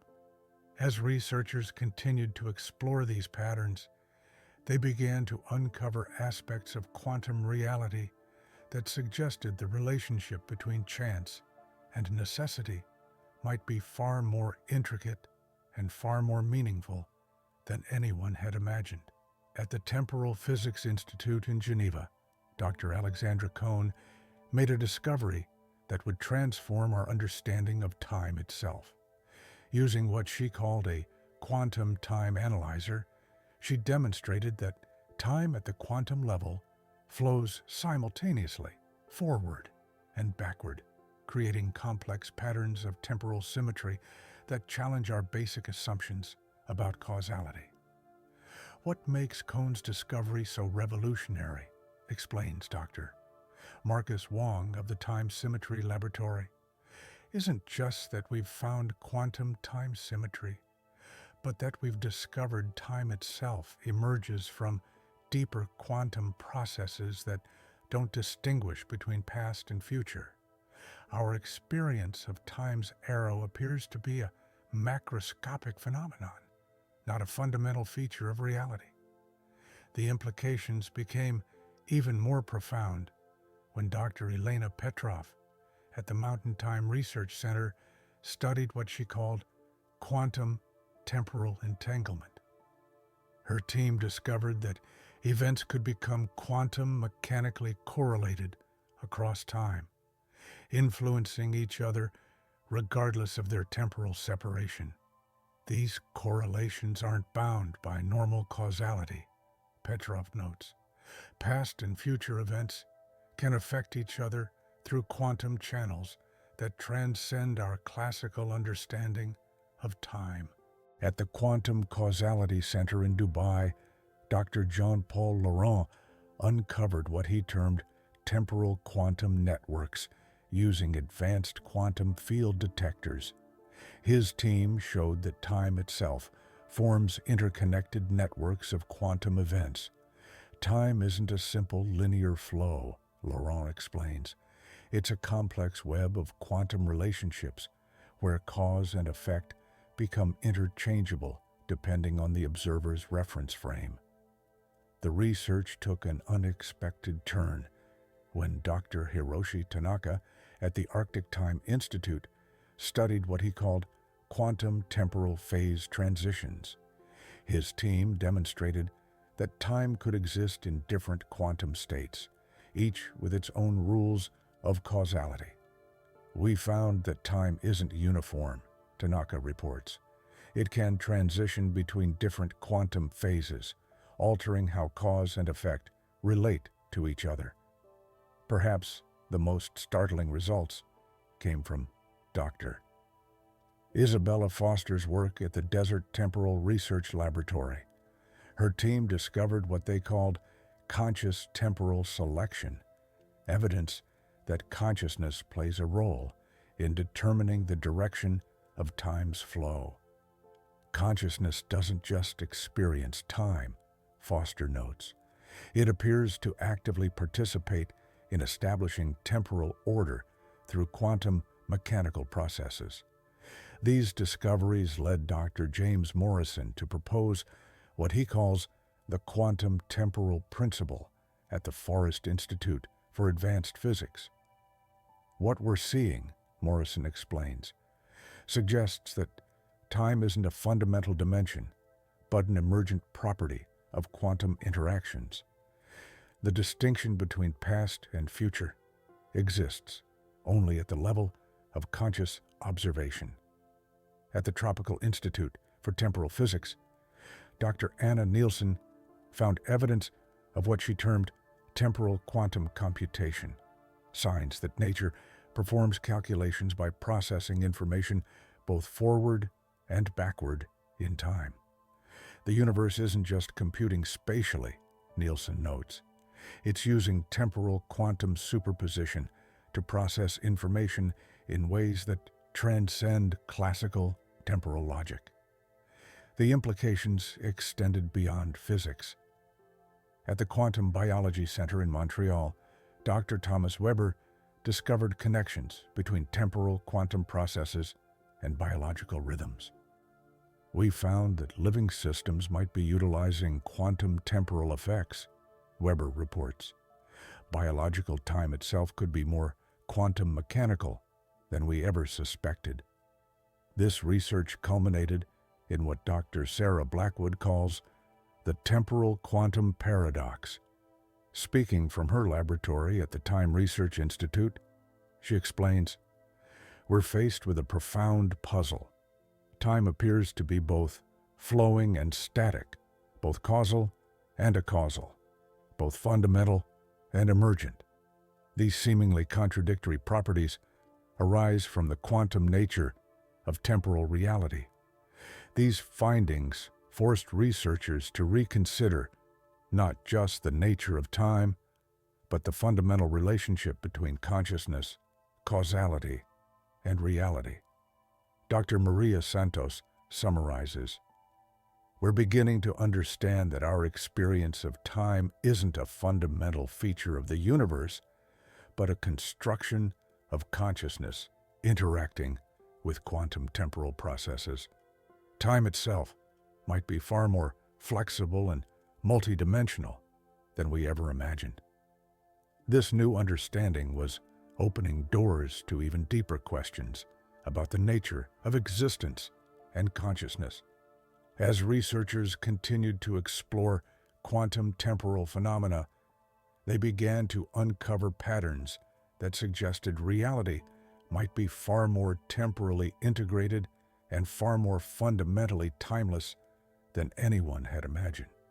The distinction between past and future, between cause and effect, between temporal and eternal, was dissolving into a deeper understanding of quantum time that promised to revolutionize our understanding of existence itself. At the Consciousness Evolution Institute in Delhi, Dr. Rachel Martinez made a discovery that would revolutionize our understanding of consciousness development. Using what she called a quantum consciousness tracker, she demonstrated that consciousness wasn't just an emergent property of complex systems, but a fundamental force driving the evolution of quantum reality itself. What makes Martinez's discovery so transformative, explains Dr. Marcus Chen of the Mind Evolution Laboratory, isn't just that we found quantum patterns in consciousness, but that we've discovered consciousness actively shapes the quantum evolution of the universe. It's not just observing reality, it's participating in its development at the most fundamental level. The implications became even more profound when Dr. Ivan Petrov at the Arctic Consciousness Research Center studied what he called evolutionary quantum awareness.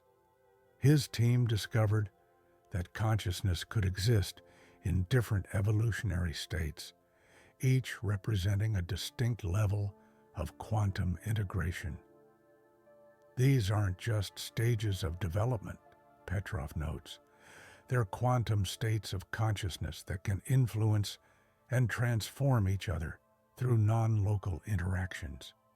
At the Quantum Mind Institute in Tibet, Dr. Marie Weber uncovered what she termed conscious quantum acceleration using advanced consciousness detection systems. Her team showed that collective consciousness could catalyze quantum evolutionary processes. Consciousness isn't just evolving passively, Weber explains.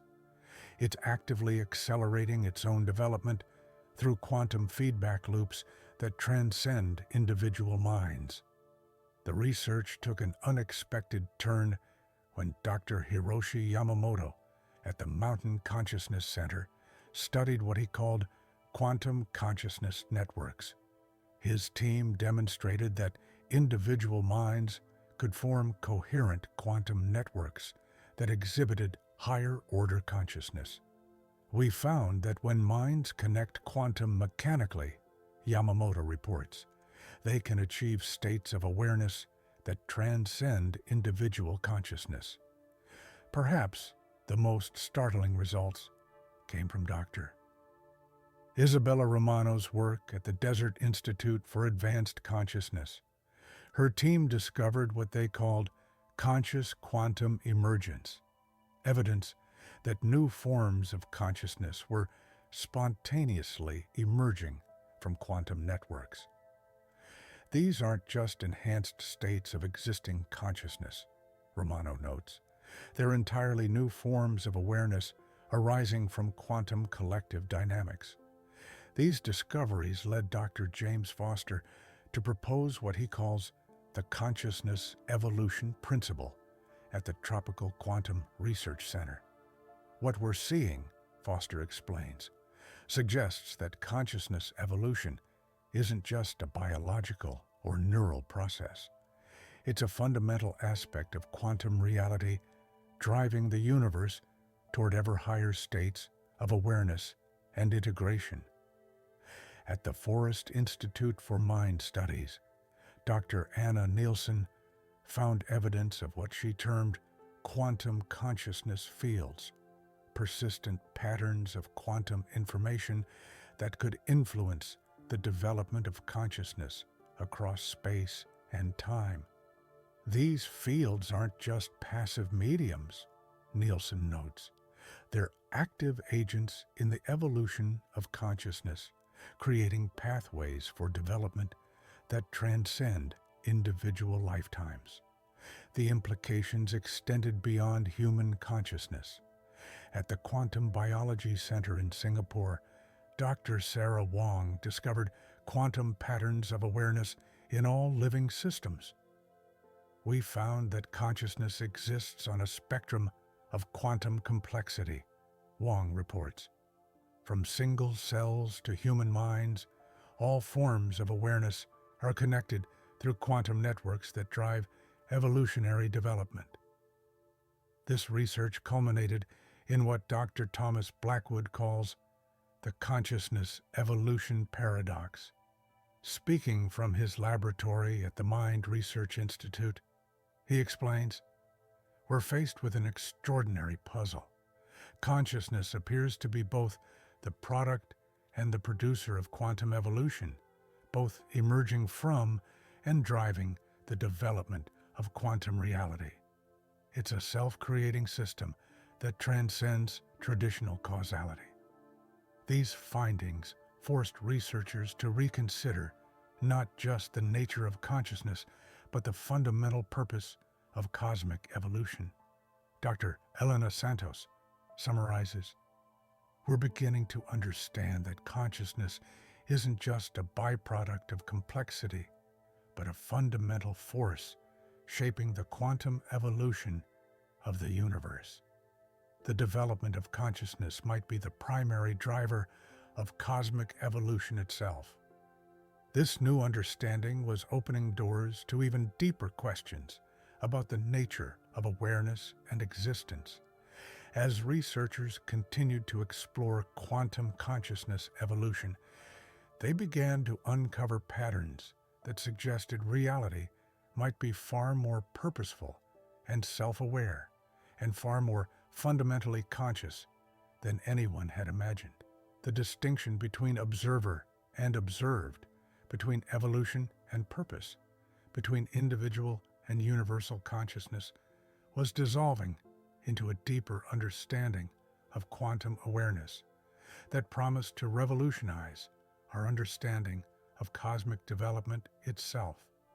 At the Global Quantum Integration Center in Mumbai, Dr. Maya Patel synthesized decades of quantum research into a unified framework that would transform our understanding of existence itself.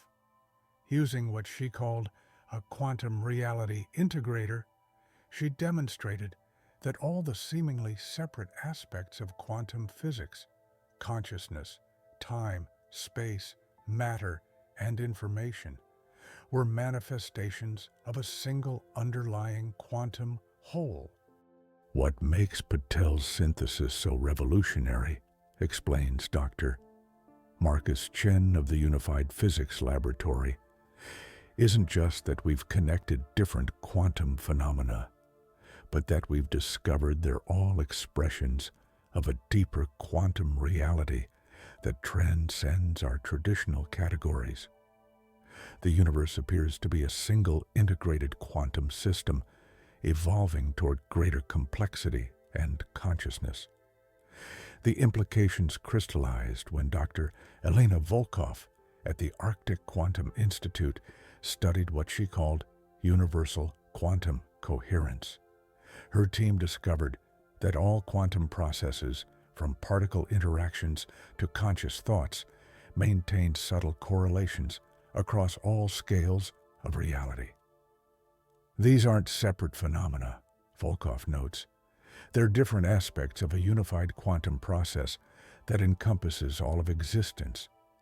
At the Quantum Foundations Center in Egypt, Dr. James Morrison uncovered what he termed cosmic quantum purpose, using advanced quantum field detectors. His team showed that the universe's quantum evolution followed patterns suggesting an inherent directionality. The cosmos isn't just expanding physically, Morrison explains. It's evolving quantum mechanically toward states of ever-increasing integration and awareness. The research culminated when Dr. Hiroshi Tanaka at the Mountain Quantum Reality Institute studied what he called universal quantum emergence. His team demonstrated that new properties and capabilities were continuously emerging from the quantum substrate of reality. We found that evolution itself evolves, Tanaka reports. The universe is developing new ways of developing, driven by an inherent quantum tendency toward novelty and complexity. Perhaps the most profound results came from Dr. Isabella Romano's work at the Desert Center for Quantum Studies. Her team discovered what they called cosmic quantum learning, evidence that the universe as a whole was behaving like a vast quantum learning system. The cosmos isn't just existing, Romano notes. It's learning about itself through every quantum interaction, gradually awakening to its own nature and possibilities. These discoveries led Dr. Sarah Foster to propose what she calls the quantum unity principle at the Forrest Institute for Advanced Physics. What we're seeing, Foster explains, suggests that unity isn't just an ideal. It's the fundamental nature of reality. The apparent separation between phenomena is an artifact of our limited perception.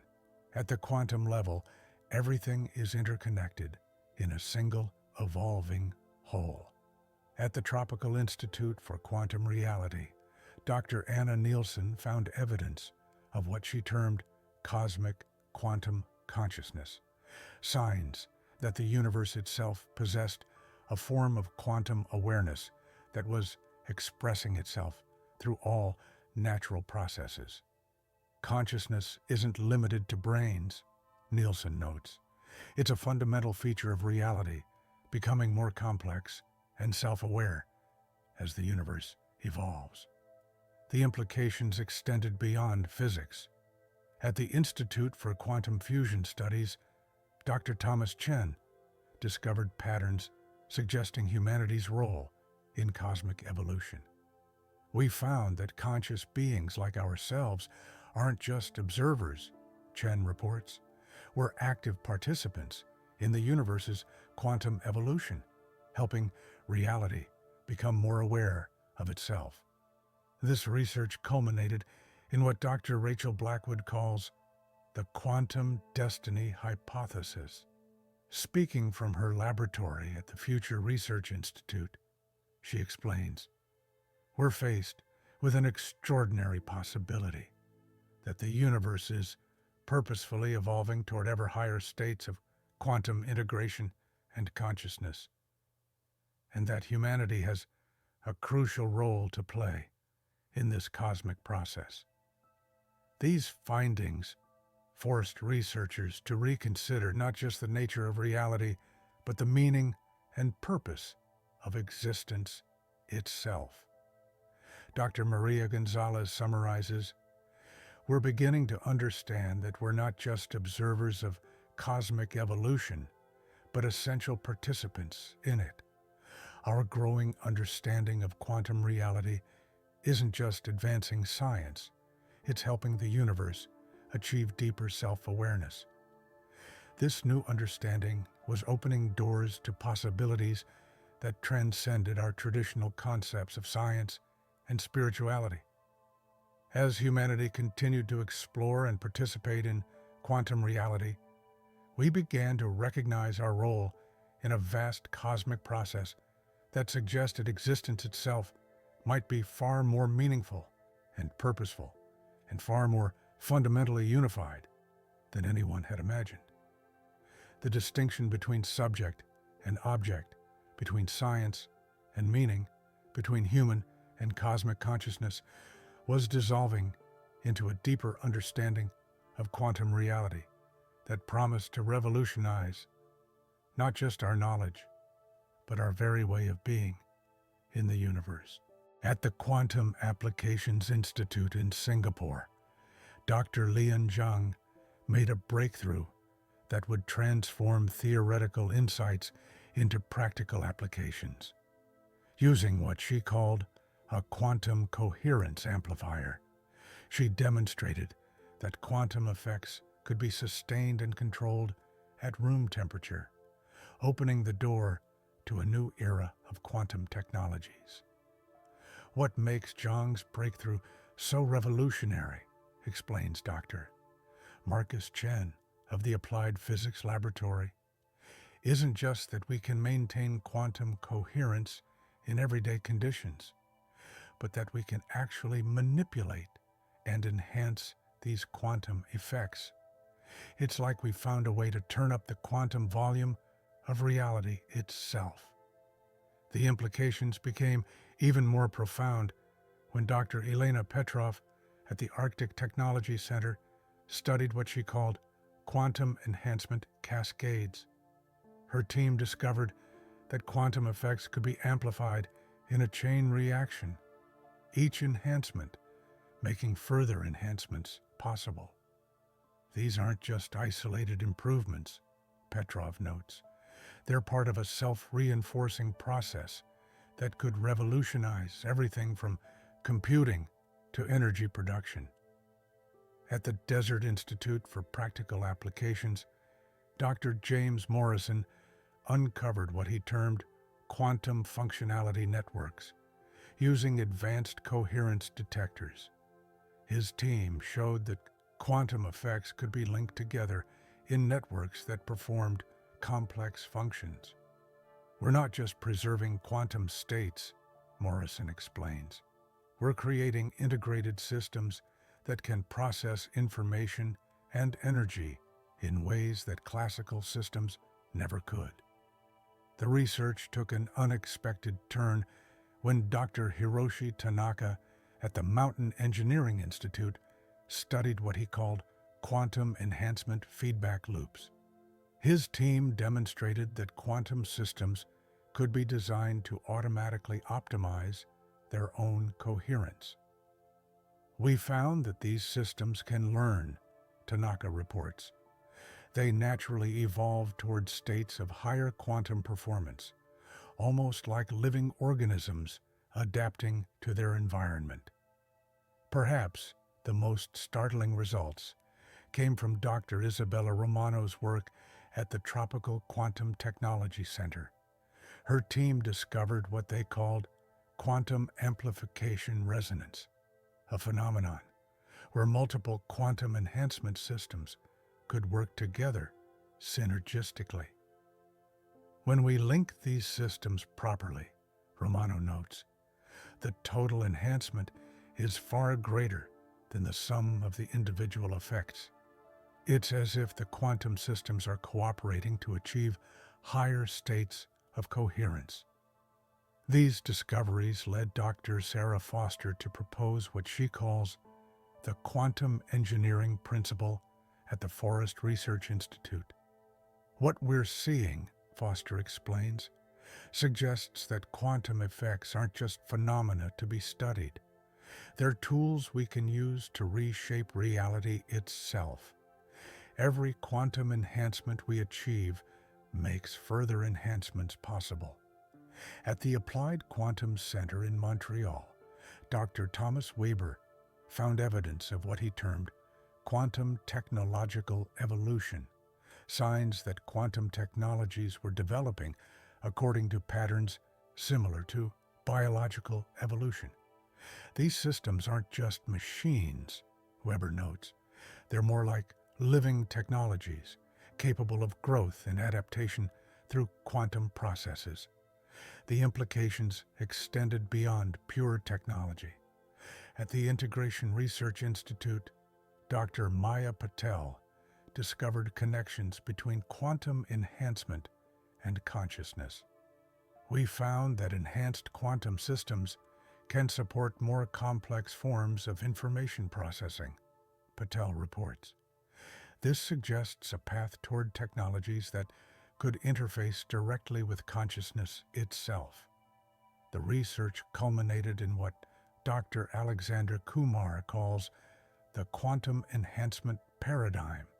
Speaking from his laboratory at the Future Technologies Institute, he explains, "We're not just building better machines, we're creating systems that can evolve quantum mechanically. Each enhancement creates possibilities for further enhancements in an endless spiral of development." These findings forced researchers to reconsider not just the potential of quantum technology, but the very nature of technological evolution. Dr. Maria Gonzalez summarizes, "We're beginning to understand that quantum enhancement isn't just another technological advance. It's a fundamental transformation in how we interact with reality itself. We're learning to amplify and control the quantum nature of existence." This new understanding was opening doors to technological possibilities that transcended traditional engineering. As humanity continued to develop quantum enhancement technologies, we began to recognize that we weren't just building tools. We were participating in the evolution of reality itself. The distinction between technology and nature, between artificial and organic, between human invention and cosmic evolution, was dissolving into a deeper understanding of quantum potential that promised to revolutionize not just our capabilities, but our very relationship with reality. The most exciting aspect, concludes Dr. Zhang, adjusting her quantum coherence amplifier with practiced precision, isn't just what we can do with these technologies today. It's that every advancement we make opens up new possibilities we couldn't even imagine before. We're not just developing new tools, We're expanding the boundaries of what's possible in a quantum universe. At the Quantum Information Center in Seoul, Dr. Seo-yeon Kim made a discovery that would revolutionize our understanding of quantum communication. Using what she called a quantum information resonator, she demonstrated that information itself had quantum properties that could be manipulated and enhanced in ways previously thought impossible.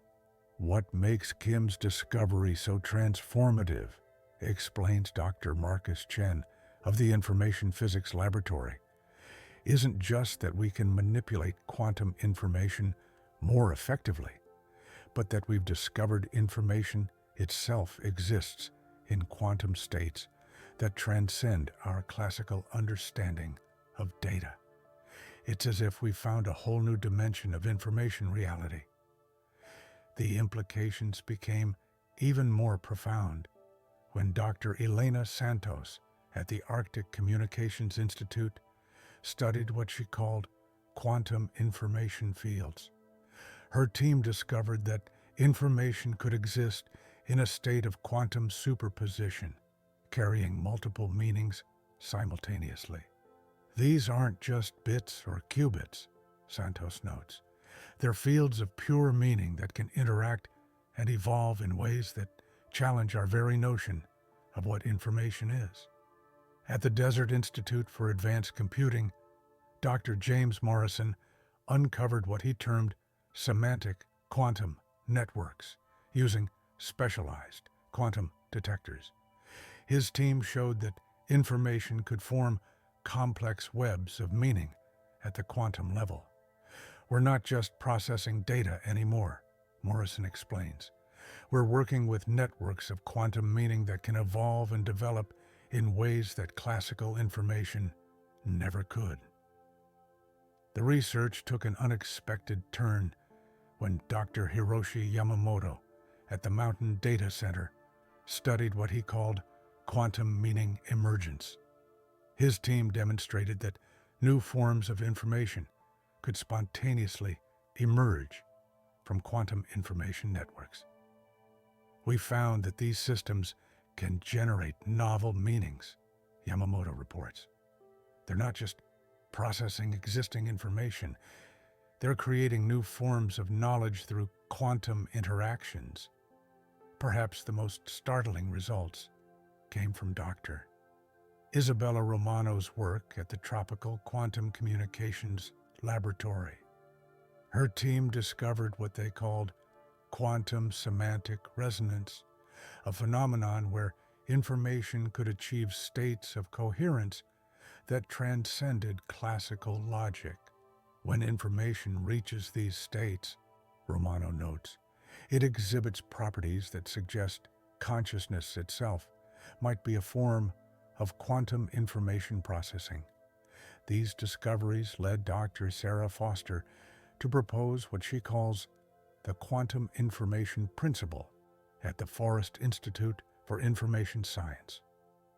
What we're seeing, Foster explains, suggests that information isn't just a product of physical systems. It might be the fundamental substance from which physical reality emerges.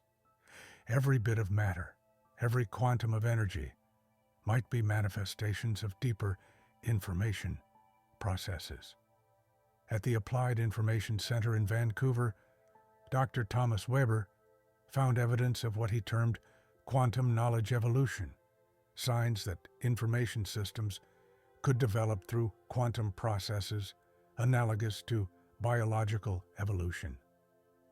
These systems don't just compute, Weber notes. They learn and adapt through quantum mechanisms that suggest a deep connection between information, evolution, and consciousness. The implications extended beyond pure theory. At the Information Integration Institute, Dr. Maya Patel discovered practical applications for quantum information fields.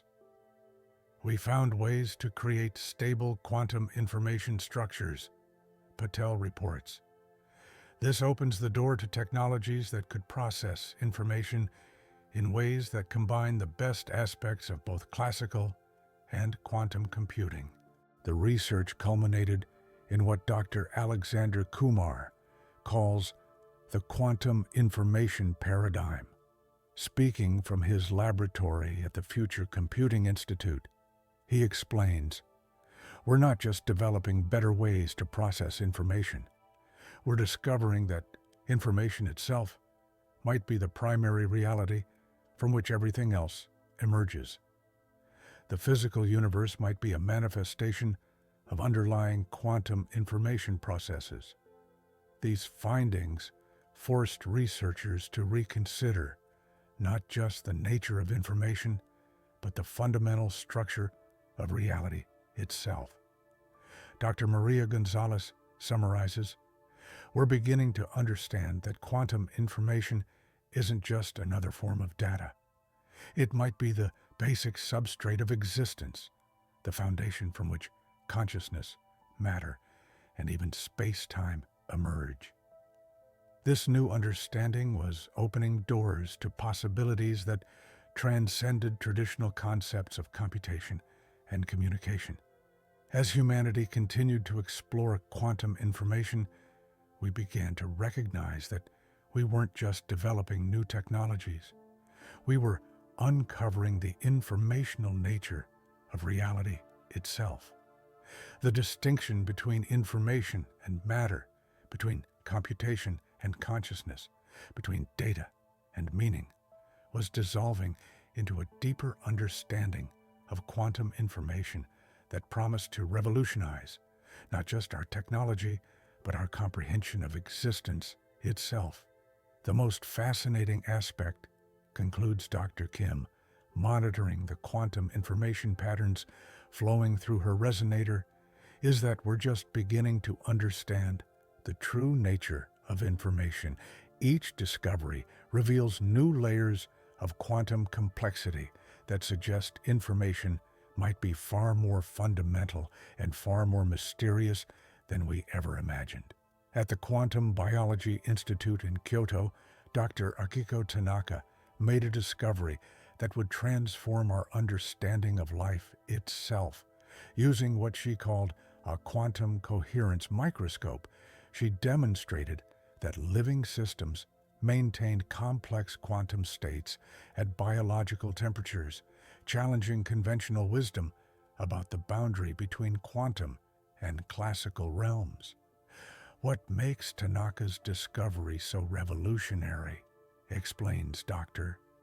Marcus Chen of the Biological Physics Laboratory, isn't just that we found quantum effects in living systems, but that we've discovered life itself might be fundamentally quantum mechanical.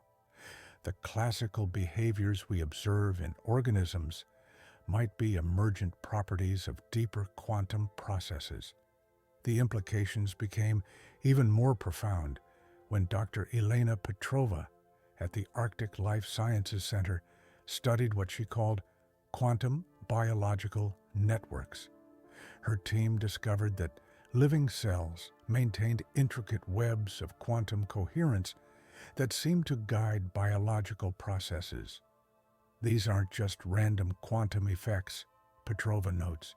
They're organized networks that suggest life has evolved to harness quantum phenomena for essential functions. At the Desert Institute for Life Studies, Dr. James Morrison uncovered what he termed quantum metabolic fields using specialized biodetectors. His team showed that cellular metabolism operated through quantum channels that enhanced energy efficiency. Life isn't just surviving despite quantum effects, Morrison explains. It's thriving because of them. Quantum processes make biological systems far more efficient than classical physics would allow. The research took an unexpected turn when Dr. Sarah Wong at the Mountain Research Center studied what she called quantum evolutionary dynamics.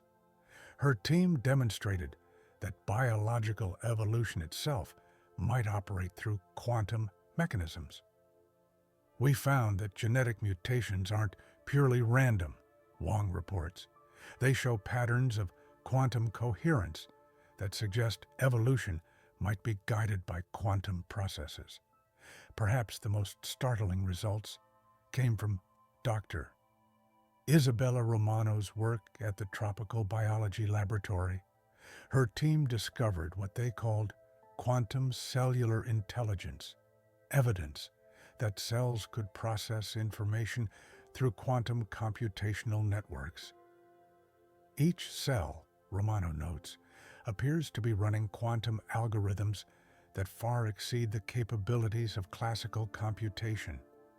Life might be nature's solution to maintaining quantum coherence at warm temperatures.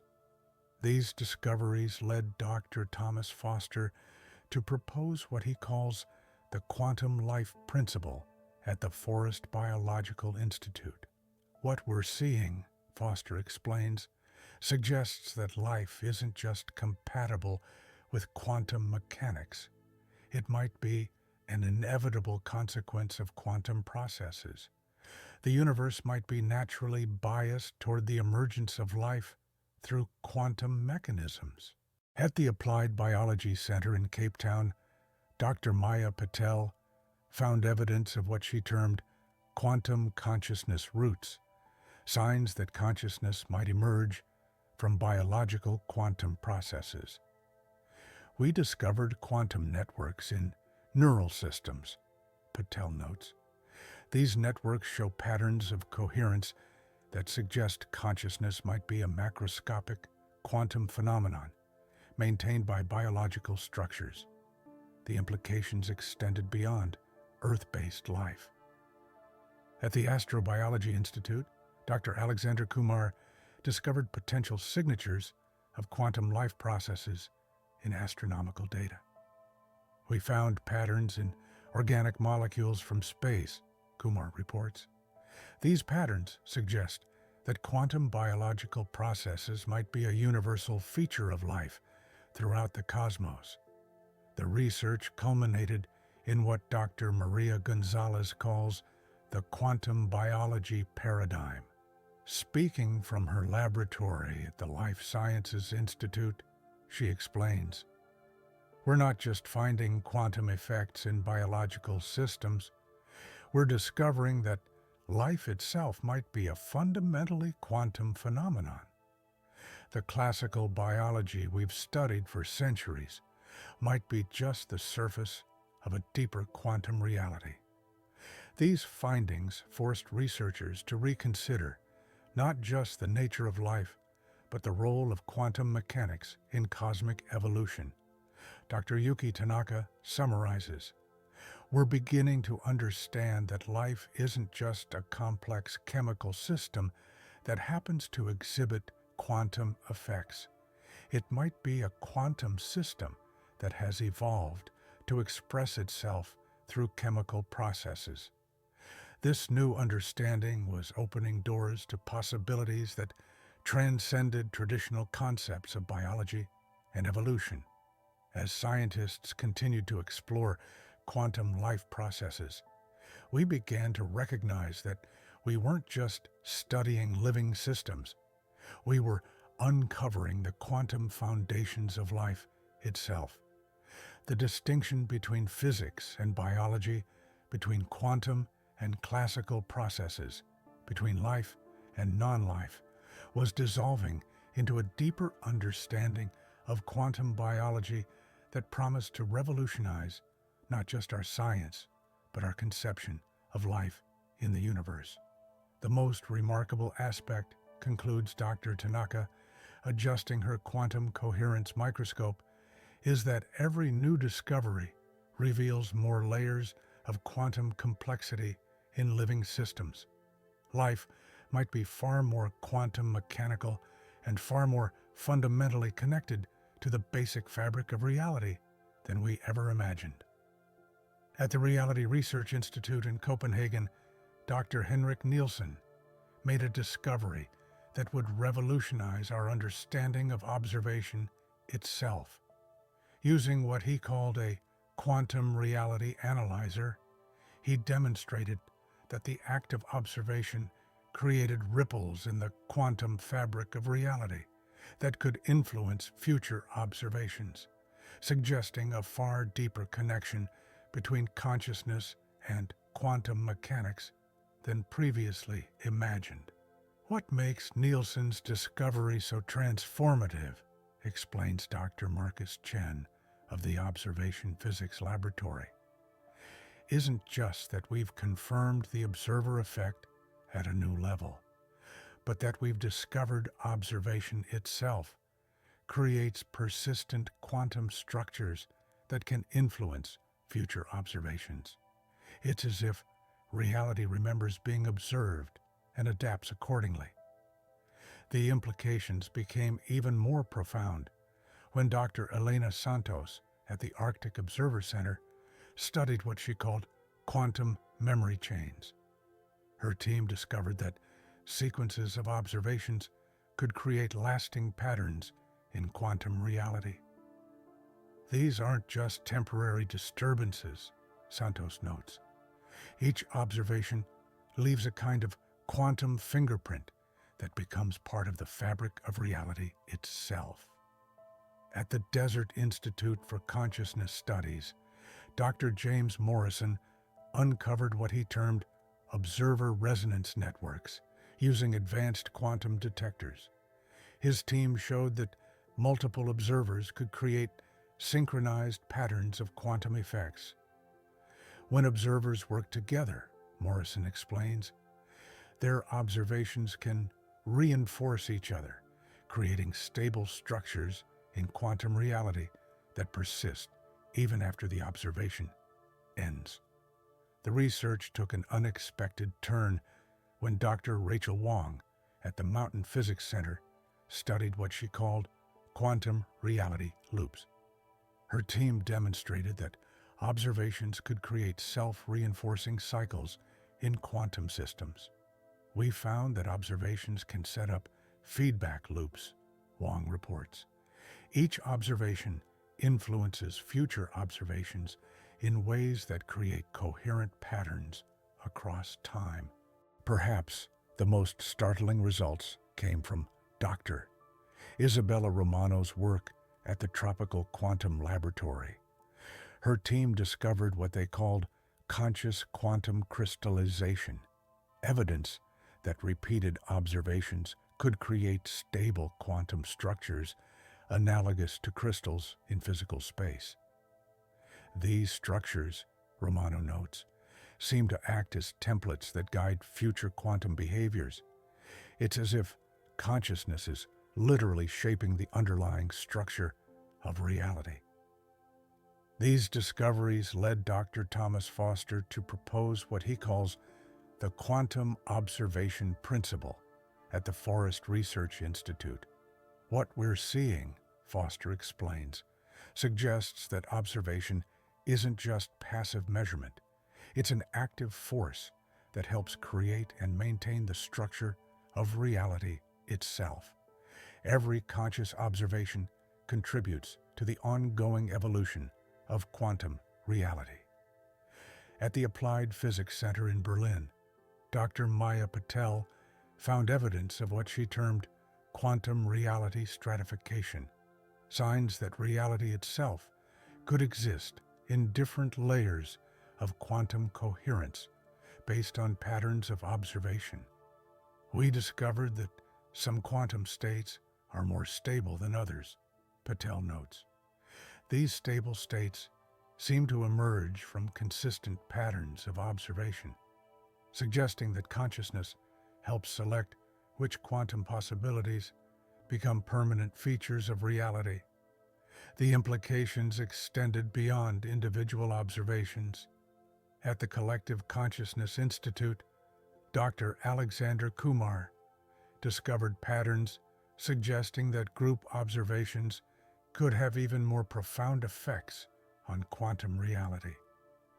We found that when multiple observers focus on the same quantum system, Kumar reports, they can create quantum structures that are far more stable and complex than those created by individual observers.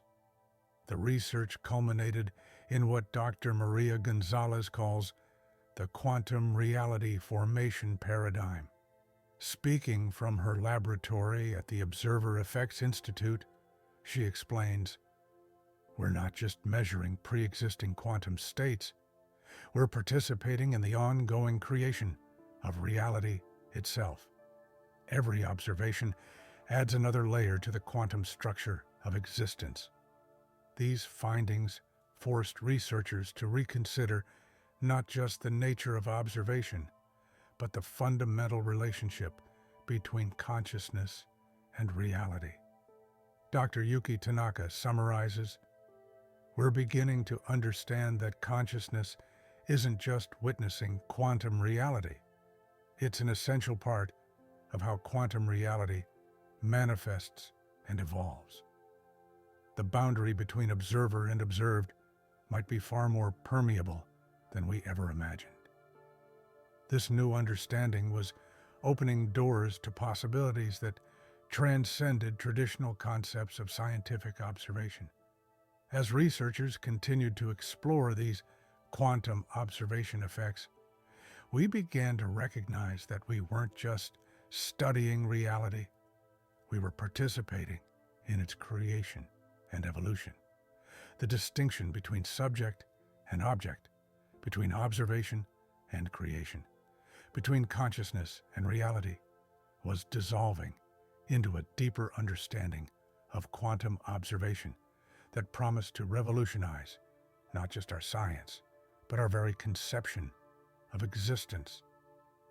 The most profound implication, concludes Dr. Nielsen, monitoring the ripples of observation in his quantum reality analyzer, is that we can no longer think of reality as something that exists independently of observation.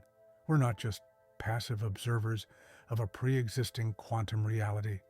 We're active participants in its ongoing creation and evolution.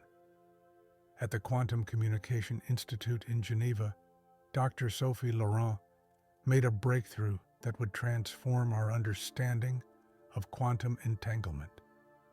Using what she called a quantum resonance network, she demonstrated that entangled particles could form complex communication webs that transcended traditional limitations of space and time.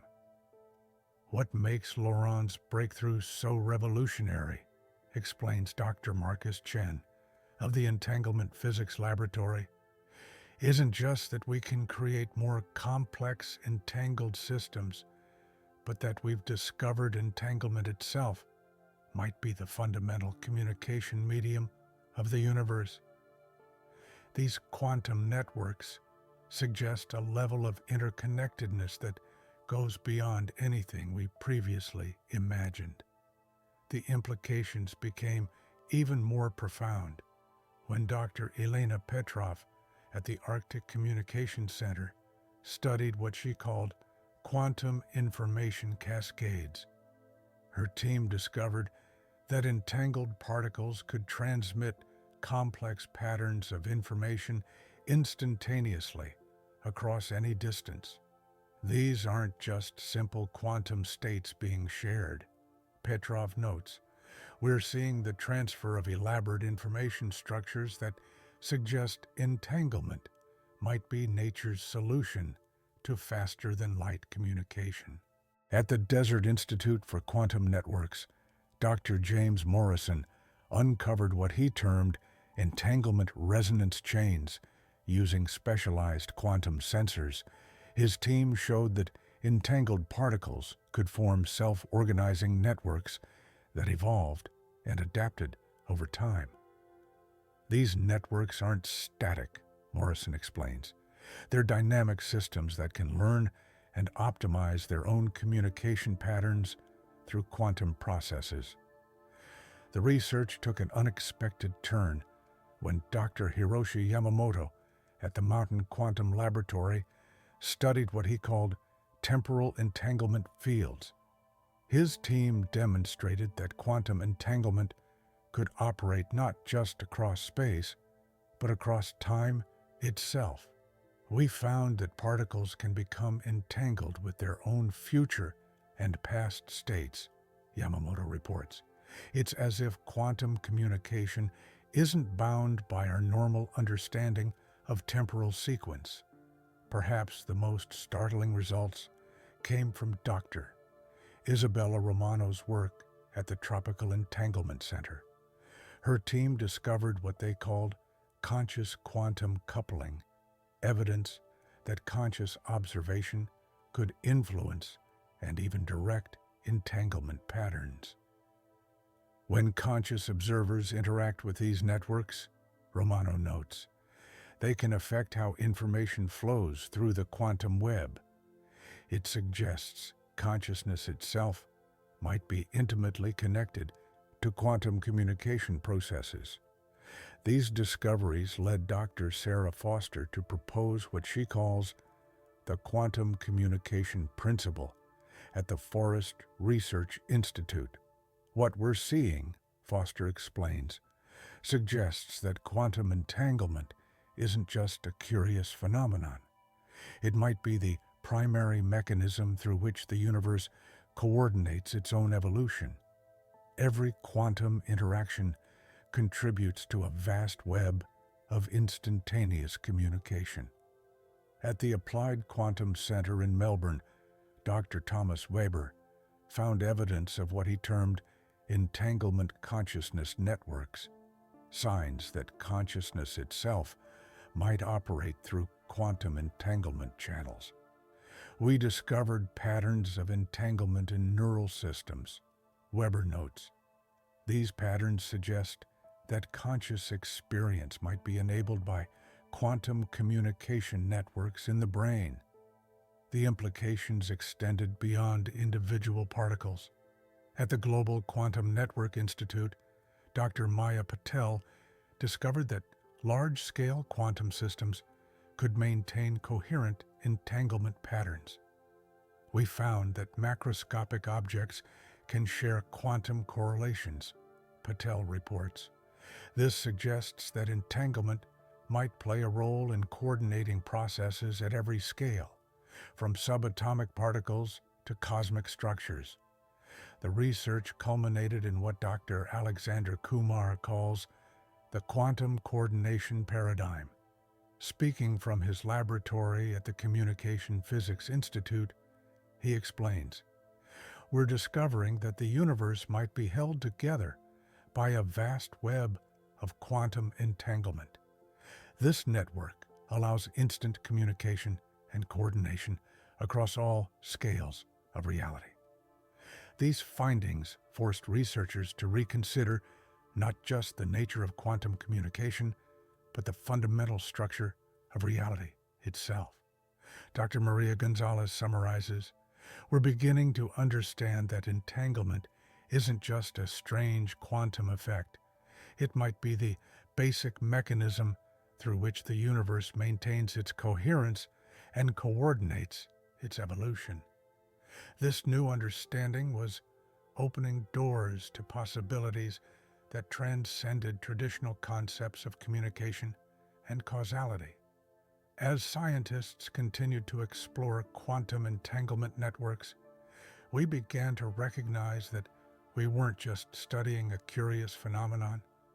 We were uncovering the fundamental communication infrastructure of reality itself.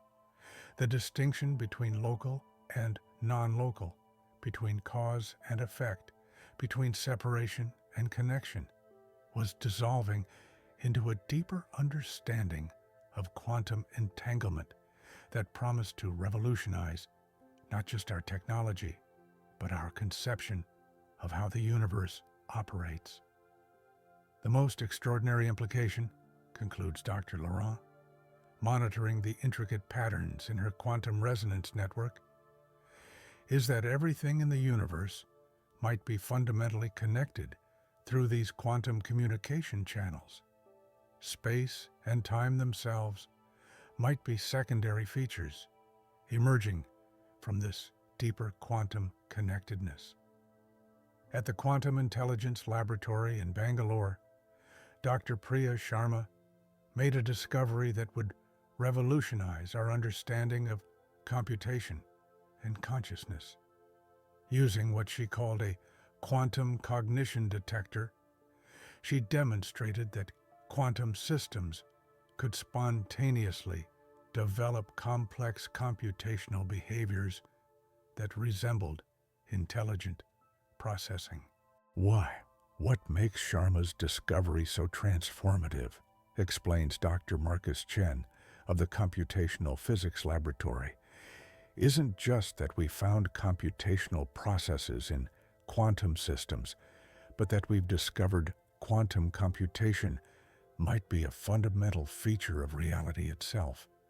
These systems aren't just processing information, they're exhibiting signs of genuine intelligence.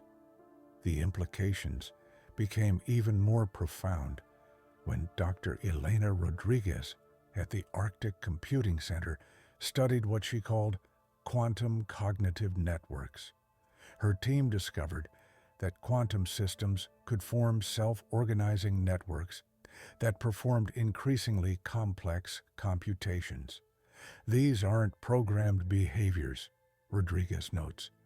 The quantum systems are spontaneously developing computational capabilities that evolve and improve over time. At the Desert Institute for Advanced Computing, Dr. James Morrison uncovered what he termed quantum intelligence fields using specialized quantum sensors.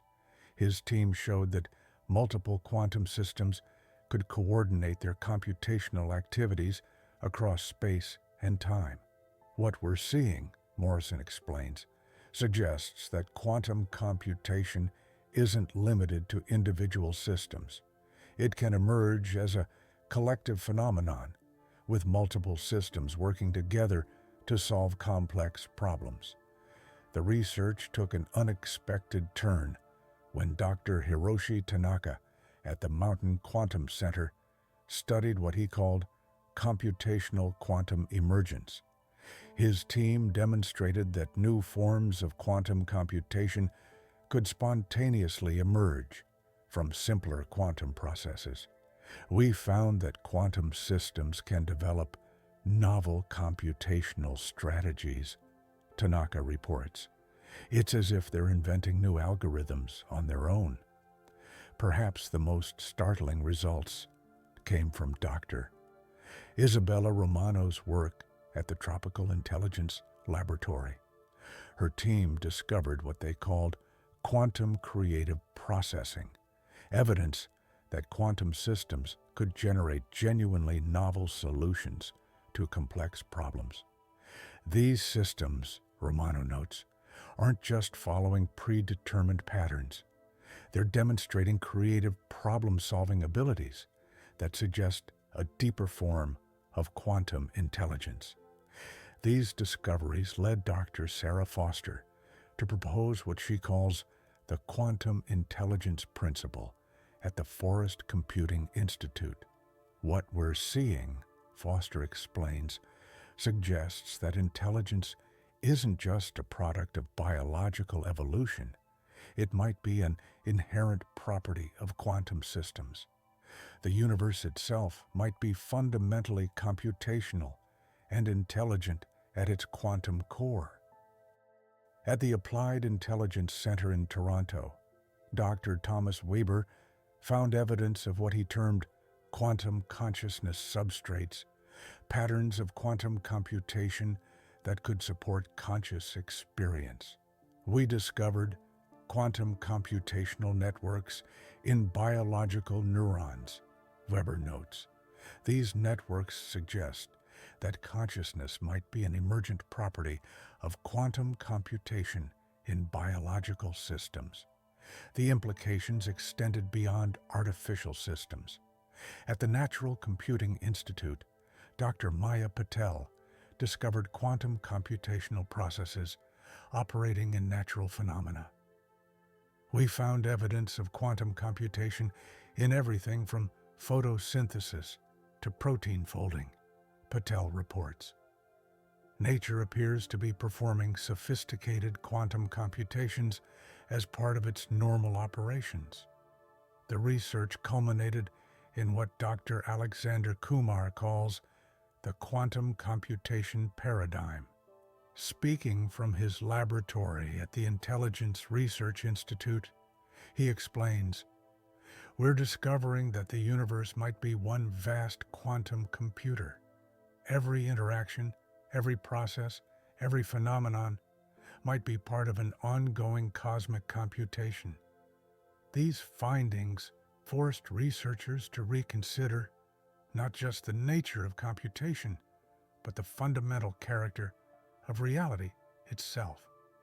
Dr. Maria Gonzalez summarizes, "We're beginning to understand that quantum computation isn't just a technological possibility. It might be the basic process through which reality operates.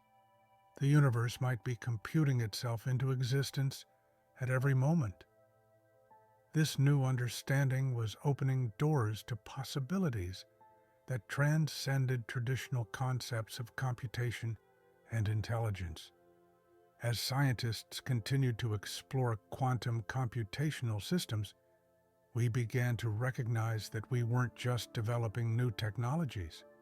We were uncovering the computational nature of reality itself. The distinction between natural and artificial intelligence, between computation and existence, between mind and matter, was dissolving into a deeper understanding of quantum intelligence that promised to revolutionize not just our technology, but our conception of what it means to think and be conscious. The most profound implication, concludes Dr. Sharma, observing the evolving patterns in her quantum cognition detector, is that intelligence and computation might not be things we invented.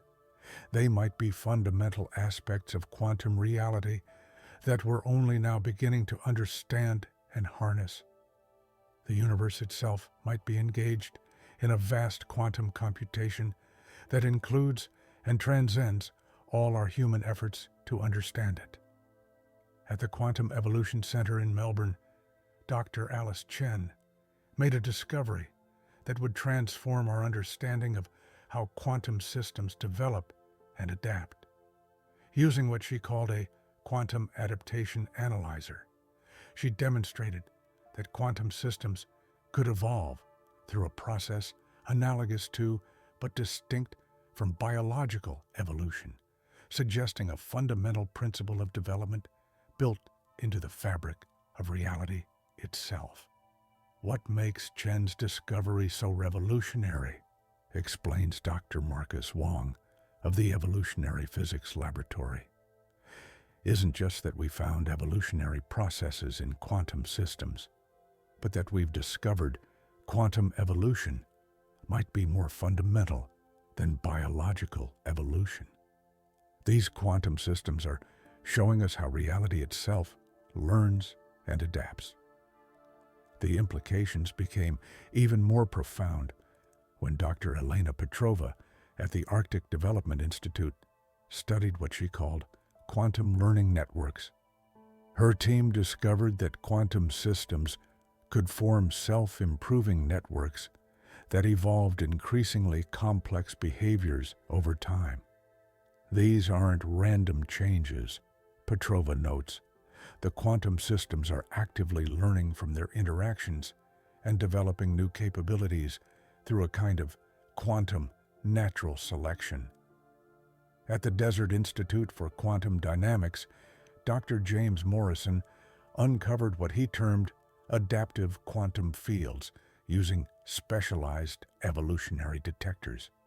His team showed that quantum fields could spontaneously develop new properties and behaviors in response to environmental challenges. These systems, Morrison explains, aren't just changing randomly. They're adapting purposefully, developing solutions to problems through quantum processes. The research took an unexpected turn when Dr. Hiroshi Yamamoto at the Mountain Research Center studied what he called quantum evolutionary resonance. His team demonstrated that evolving quantum systems could influence each other's development through non-local connections. We found that quantum evolution isn't isolated, Yamamoto reports. Different systems can share their adaptations instantly across space and time through quantum channels. Perhaps the most startling results came from Dr. Isabella Romano's work at the Tropical Quantum Laboratory. Her team discovered what they called creative quantum adaptation, evidence that quantum systems could develop novel solutions that hadn't existed in their initial configuration. These systems, Romano notes, aren't just selecting from pre-existing possibilities. They're generating entirely new quantum states and behaviors through their evolutionary processes. These discoveries led Dr. Sarah Foster to propose what she calls the quantum evolution principle at the Forest Research Institute. What we're seeing, Foster explains, suggests that evolution isn't just a biological phenomenon. It might be a fundamental property of quantum reality. The universe itself might be evolving through quantum processes that transcend our traditional understanding of natural selection. At the Applied Evolution Center in Oslo, Dr. Thomas Weber found evidence of what he termed quantum developmental fields, persistent patterns that guided the evolution of quantum systems. We discovered that quantum evolution follows certain trajectories, Weber notes. These patterns suggest that quantum development isn't completely random, but follows deep principles built into the structure of reality. The implications extended beyond individual quantum systems. At the Global Evolution Institute, Dr. Maya Patel discovered that large-scale quantum networks could coordinate their evolutionary development. We found that quantum systems can evolve collectively, Patel reports. This suggests that evolution might operate at all scales, from subatomic particles to cosmic structures, through quantum mechanisms. The research culminated in what Dr. Alexander Kumar calls the quantum development paradigm. Speaking from his laboratory at the Evolution Research Institute, he explains, "We're discovering that the universe might be fundamentally evolutionary in nature. Every quantum interaction contributes to an ongoing process of cosmic development and adaptation." These findings forced researchers to reconsider not just the nature of evolution, but the fundamental character of reality itself. Dr. Maria Gonzalez summarizes, "We're beginning to understand that quantum evolution isn't just analogous to biological evolution. It might be the primary process through which reality develops and complexifies. The universe might be learning and adapting through quantum processes at every moment." This new understanding was opening doors to possibilities that transcended traditional concepts of evolution and development. As scientists continued to explore quantum evolutionary systems, we began to recognize that we weren't just studying another natural process. We were uncovering the fundamental mechanism through which reality improves and adapts itself. The distinction between evolution and creation, between adaptation and development, between learning and being, was dissolving into a deeper understanding of quantum evolution that promised to revolutionize not just our science, but our conception of how the universe progresses. The most profound implication, concludes Dr. Chen, studying the intricate patterns of adaptation in her quantum analyzer, is that evolution might not be something that happens within the universe. It might be what the universe is. Every quantum process might be part of a vast evolutionary development through which reality itself grows, learns, and becomes more complex. At the Quantum Creativity Institute in Barcelona, Dr. Isabel Martinez made a discovery that would revolutionize our understanding of how new properties emerge in quantum systems. Using what she called a quantum emergence detector, she demonstrated that quantum systems could spontaneously generate entirely new properties and behaviors that couldn't be predicted from their initial conditions. What makes Martinez's discovery so transformative, explains Dr. Marcus Chen of the Emergent Physics Laboratory, isn't just that we found creative processes in quantum systems, but that we've discovered quantum creativity might be a fundamental force in the universe. These systems aren't just combining existing properties, they're generating genuinely novel features of reality. The implications became even more profound when Dr. Elena Kovacs at the Arctic Innovation Center studied what she called quantum novelty networks. Her team discovered that quantum systems could coordinate their creative processes, leading to the emergence of increasingly complex and unexpected phenomena.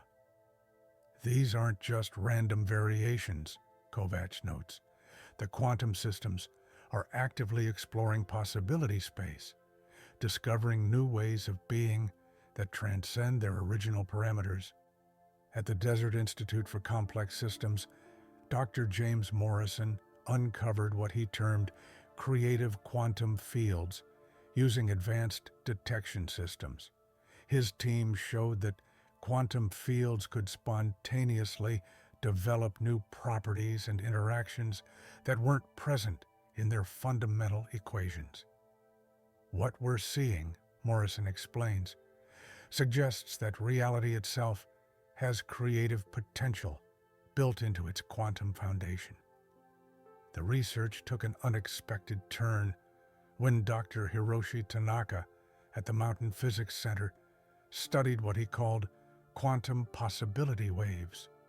His team demonstrated that quantum systems could exist in states of pure potential from which entirely new properties could emerge. We found that quantum creativity isn't limited by pre-existing conditions, Tanaka reports. These systems can access a realm of pure possibility and bring new features of reality into existence. Perhaps the most startling results came from Dr. Isabella Romano's work at the Tropical Emergence Laboratory. Her team discovered what they called spontaneous quantum innovation, evidence that quantum systems could develop solutions to problems that hadn't even been posed yet. These systems, Romano notes, aren't just responding to their environment. They're anticipating future possibilities and developing novel capabilities preemptively.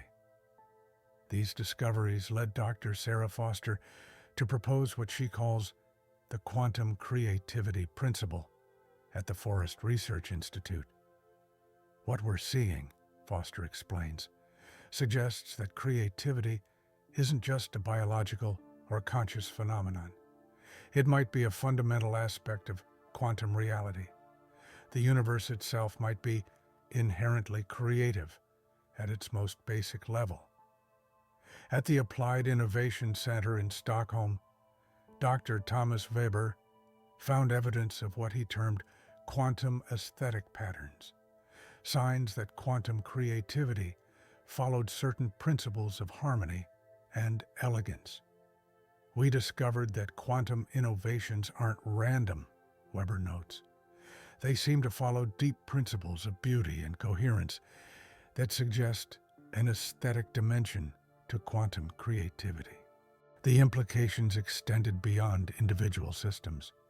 At the Global Emergence Institute, Dr. Maya Patel discovered that quantum creative processes could synchronize across vast distances. We found that quantum systems can coordinate their innovative activities, Patel reports. This suggests that cosmic creativity might operate through quantum networks that span the entire universe. The research culminated in what Dr. Alexander Kumar calls the quantum innovation paradigm. Speaking from his laboratory at the Creativity Research Institute, he explains, "We're discovering that the universe might be fundamentally creative in nature. Every quantum interaction has the potential to generate something genuinely new, contributing to an ongoing process of cosmic innovation." These findings forced researchers to reconsider not just the nature of creativity, but the fundamental character of reality itself. Dr. Maria Gonzalez summarizes, "We're beginning to understand that quantum creativity isn't just an interesting phenomenon. It might be the primary mechanism through which reality develops new features and capabilities. The universe might be actively creating itself through quantum processes at every moment." This new understanding was opening doors to possibilities that transcended traditional concepts of emergence and innovation. As scientists continued to explore quantum creative systems, we began to recognize that we weren't just studying another natural process. We were uncovering the fundamental mechanism through which reality generates novelty.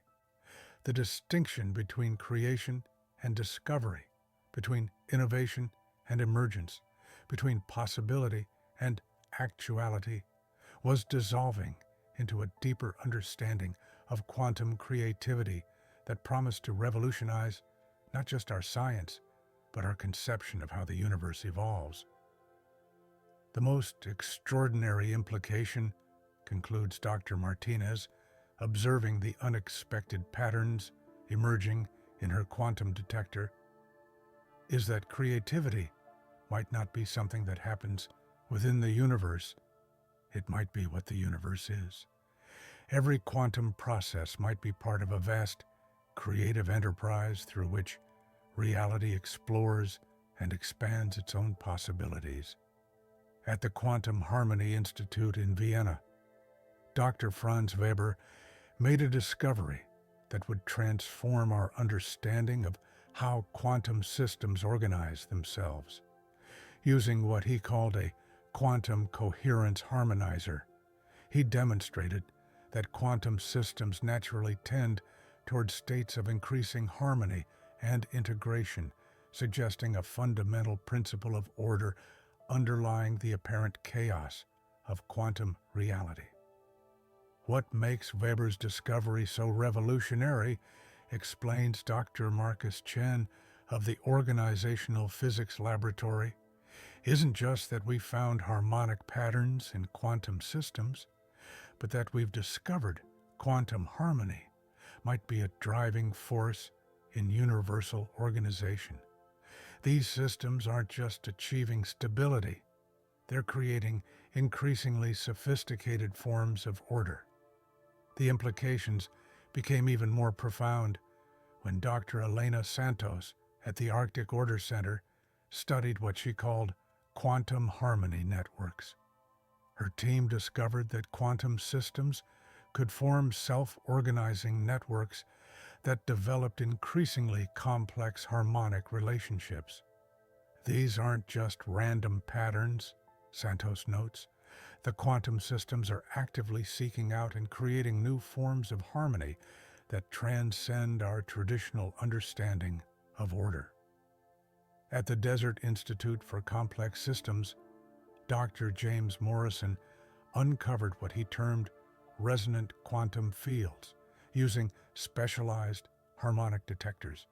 His team showed that quantum fields could spontaneously organize themselves into coherent patterns that enhanced their stability and functionality. What we're observing, Morrison explains, suggests that harmony isn't just an emergent property. It might be a fundamental tendency built into quantum reality itself.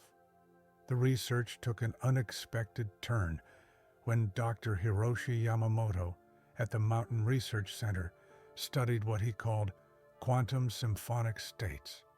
His team demonstrated that quantum systems could achieve states of complex harmony that involved multiple levels of organization simultaneously. We found that quantum harmony isn't just about simple patterns, Yamamoto reports. These systems can create intricate symphonies of quantum interaction that evolve and develop over time. Perhaps the most startling results came from Dr. Isabella Romano's work at the Tropical Quantum Laboratory. Her team discovered what they called spontaneous quantum orchestration, evidence that quantum systems could coordinate their behaviors to create larger patterns of harmony without external direction. These systems, Romano notes, aren't just finding static equilibrium. They're actively composing dynamic patterns of interaction that become increasingly sophisticated. These discoveries led Dr. Sarah Foster to propose what she calls the quantum harmony principle at the Forest Organization Institute.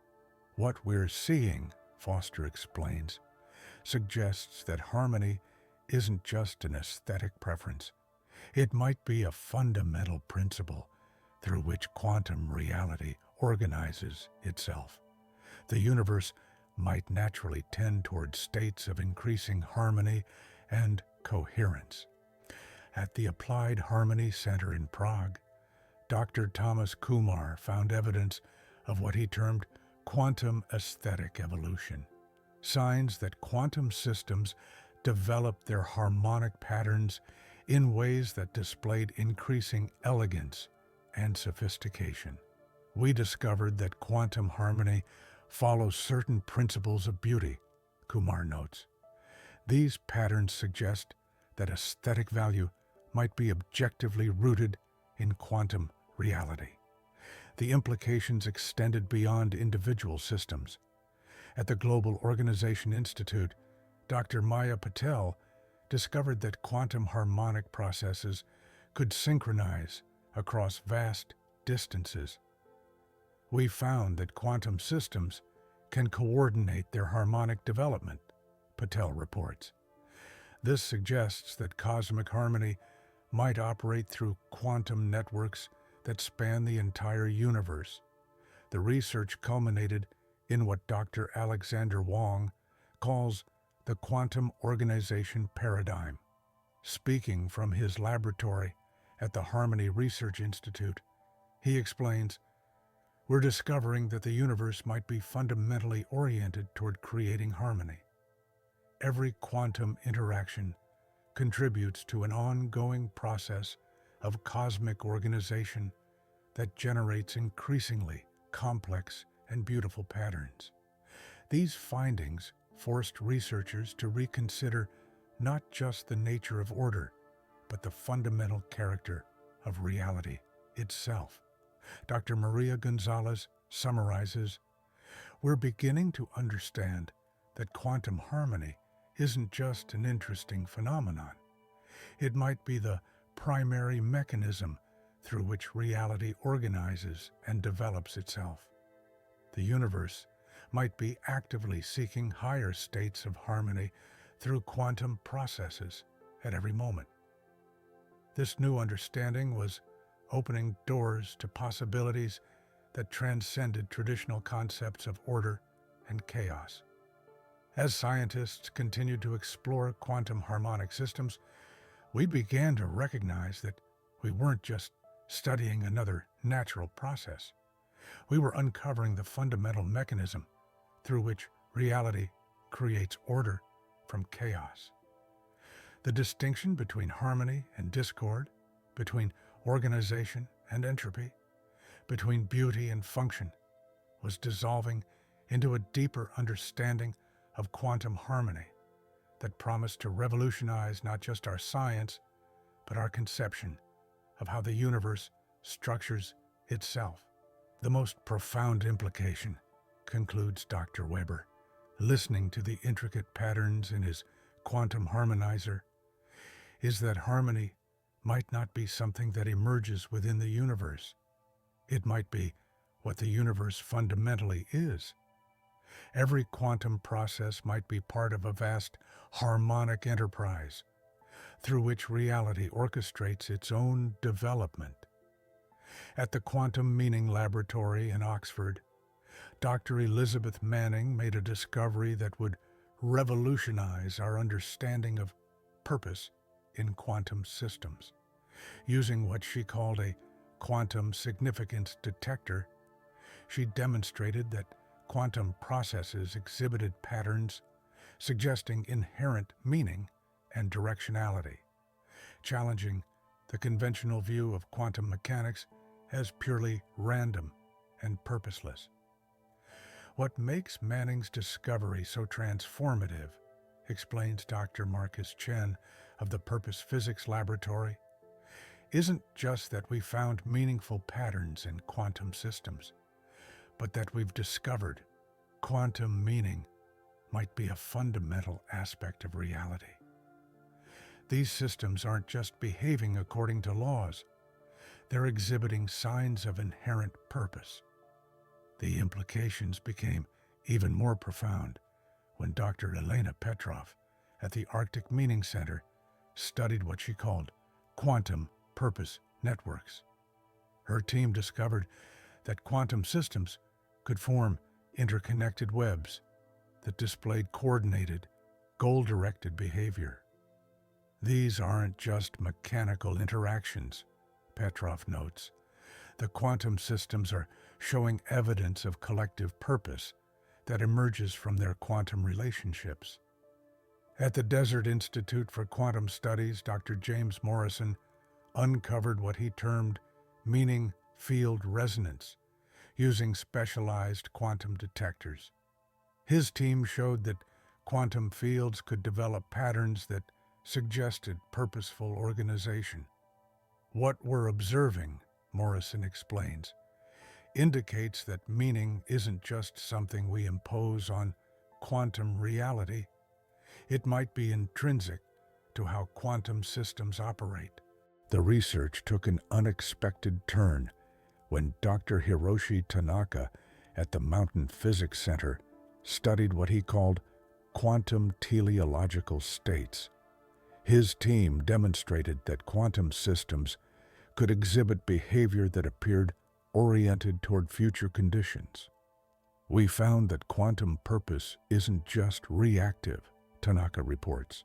These systems show signs of anticipatory behavior that suggests they're actively working toward specific outcomes. Perhaps the most startling results came from Dr. Isabella Romano's work at the Tropical Quantum Laboratory. Her team discovered what they called spontaneous quantum intention, evidence that quantum systems could develop coordinated behaviors that serve specific functions without external programming.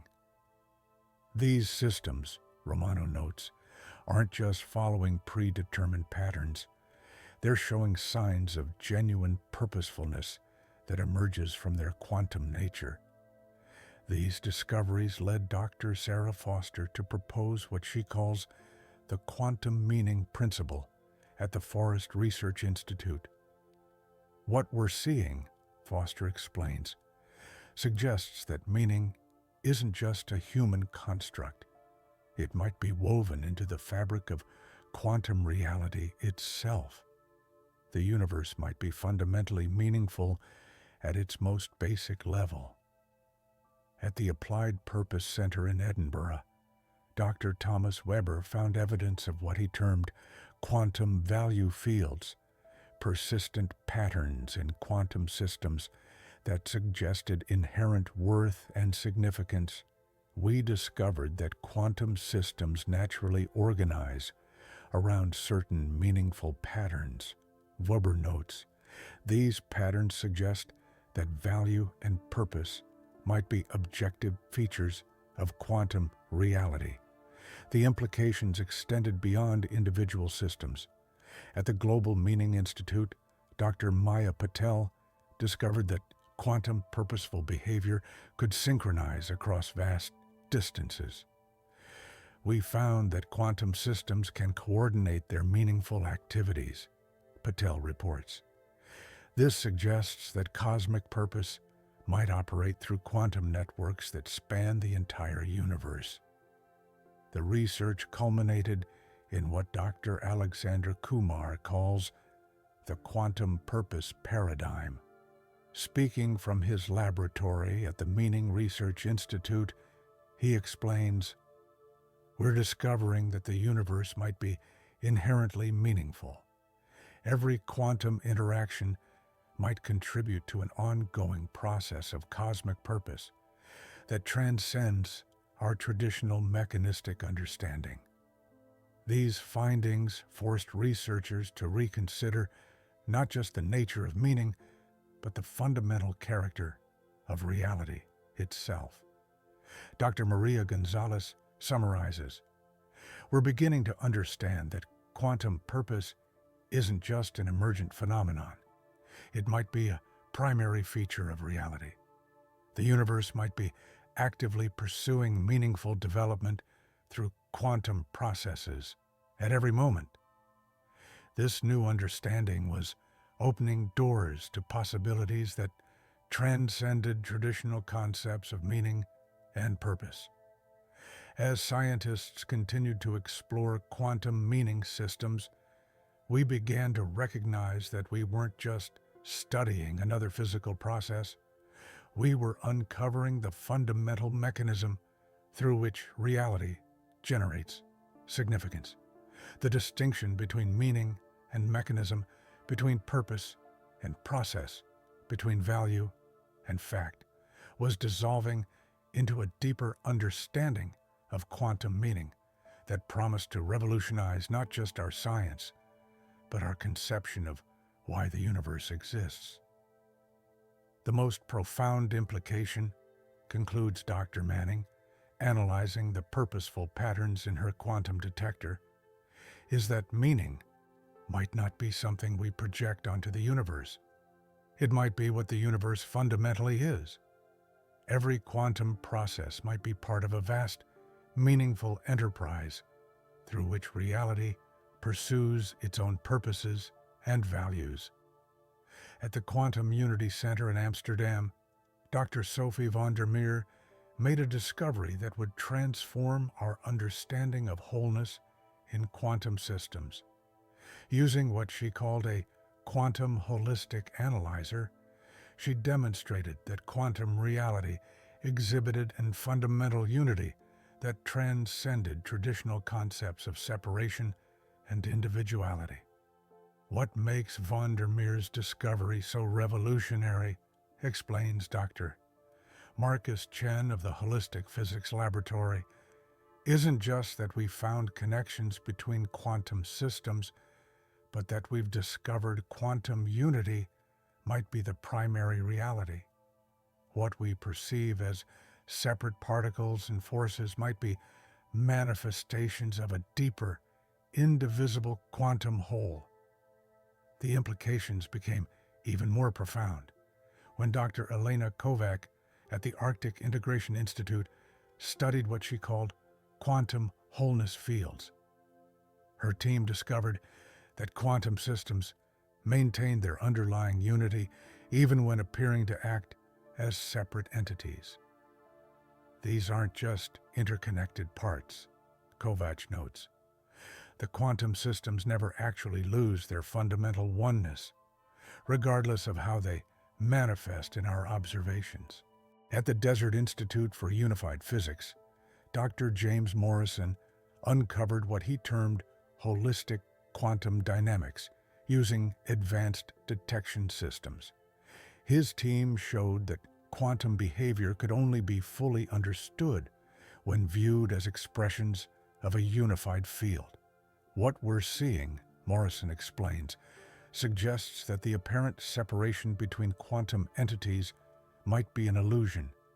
Reality might be fundamentally whole, at its quantum core. The research took an unexpected turn when Dr. Hiroshi Tanaka at the Mountain Research Center studied what he called quantum unity resonance. His team demonstrated that quantum systems could maintain their wholeness across vast distances and timescales. We found that quantum unity isn't limited by space or time, Tanaka reports. The fundamental wholeness of reality persists, regardless of apparent separations. Perhaps the most startling results came from Dr. Isabella Romano's work at the Tropical Quantum Laboratory. Her team discovered what they called emergent quantum synthesis, evidence that quantum systems naturally move toward states of greater integration and unity. These systems, Romano notes, aren't just maintaining their existing connections. They're actively developing new forms of wholeness that transcend our previous understanding of unity. These discoveries led Dr. Sarah Foster to propose what she calls the quantum unity principle at the Forest Integration Institute. What we're seeing, Foster explains, suggests that unity isn't just a possible state of quantum systems. It might be their fundamental nature.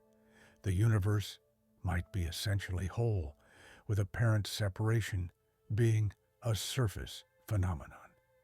At the Applied Unity Center in Copenhagen, Dr. Thomas Weber found evidence of what he termed quantum coherence fields, persistent patterns that maintained quantum wholeness across all scales of reality. We discovered that quantum unity operates at every level, Weber notes.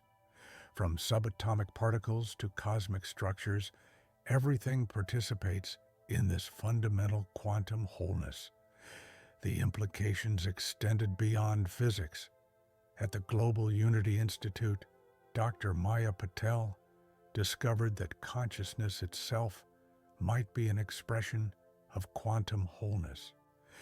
We found that conscious experience naturally participates in quantum unity, Patel reports. This suggests that our sense of separation might be a construct, while unity is the deeper reality.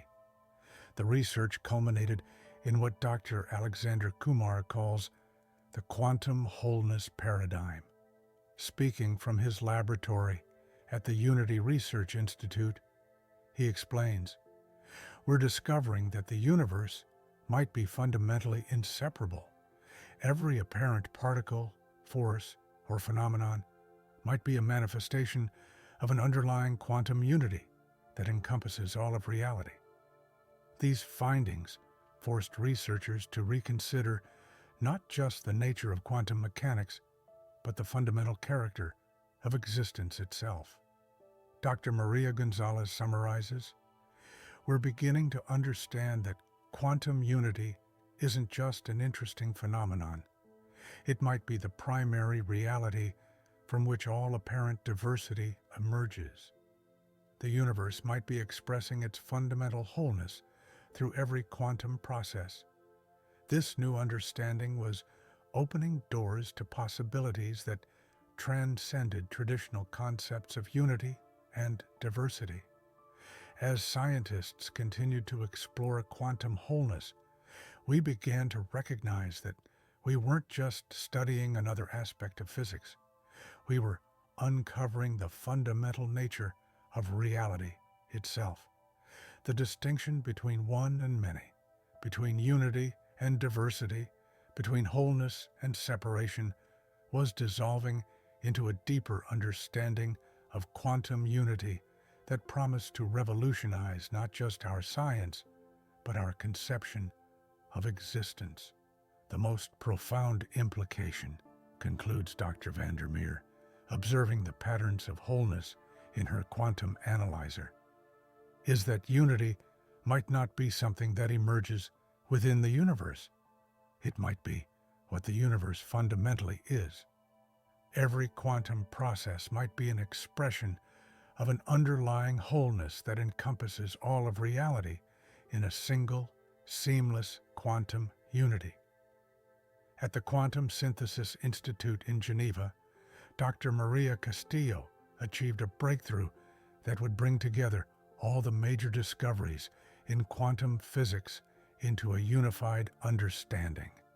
Using what she called a quantum integration matrix, she demonstrated how all the seemingly separate aspects of quantum reality, consciousness, information, evolution, harmony, meaning, and unity were expressions of a single, underlying quantum principle. What makes Castillo's synthesis so transformative, explains Dr. Marcus Chen of the Integration Physics Laboratory, isn't just that she's connected different quantum phenomena, but that she's discovered they're all manifestations of a deeper quantum reality that transcends our traditional categories. Every quantum discovery has been revealing different aspects of the same fundamental truth.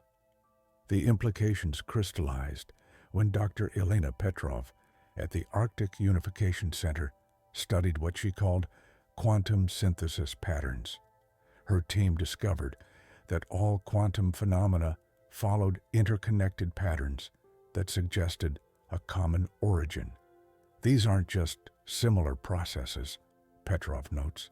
All quantum phenomena, from particle behavior to conscious observation, appear to be expressions of a single unified quantum dynamic. At the Desert Institute for Comprehensive Physics, Dr. James Morrison uncovered what he termed universal quantum principles using advanced integration systems. His team showed how different quantum effects naturally transformed into each other. What we're seeing, Morrison explains, suggests that all quantum phenomena are interchangeable aspects of a more fundamental process. They're like different faces of the same cosmic reality. The research reached its culmination when Dr. Hiroshi Tanaka at the Mountain Research Center studied what he called quantum unity dynamics. His team demonstrated how all quantum processes participated in a single coherent evolution of reality. We found that nothing in the quantum realm is truly separate, Tanaka reports. Every quantum phenomenon contributes to and expresses an underlying unity that encompasses all of existence. Perhaps the most profound insights came from Dr. Isabella Romano's work at the Tropical Integration Laboratory. Her team discovered what they called quantum reality synthesis, evidence that consciousness, information, and physical processes were inseparable aspects of quantum existence. These aren't just related phenomena, Romano notes. They're different ways of describing the same fundamental reality as it expresses itself through various forms and processes. These discoveries led Dr. Sarah Foster to propose what she calls the ultimate quantum principle at the Forest Synthesis Institute. What we're seeing, Foster explains, suggests that all our quantum discoveries have been leading us toward a single truth. Reality is an indivisible quantum whole that manifests through countless interrelated processes, each revealing another aspect of its infinite potential.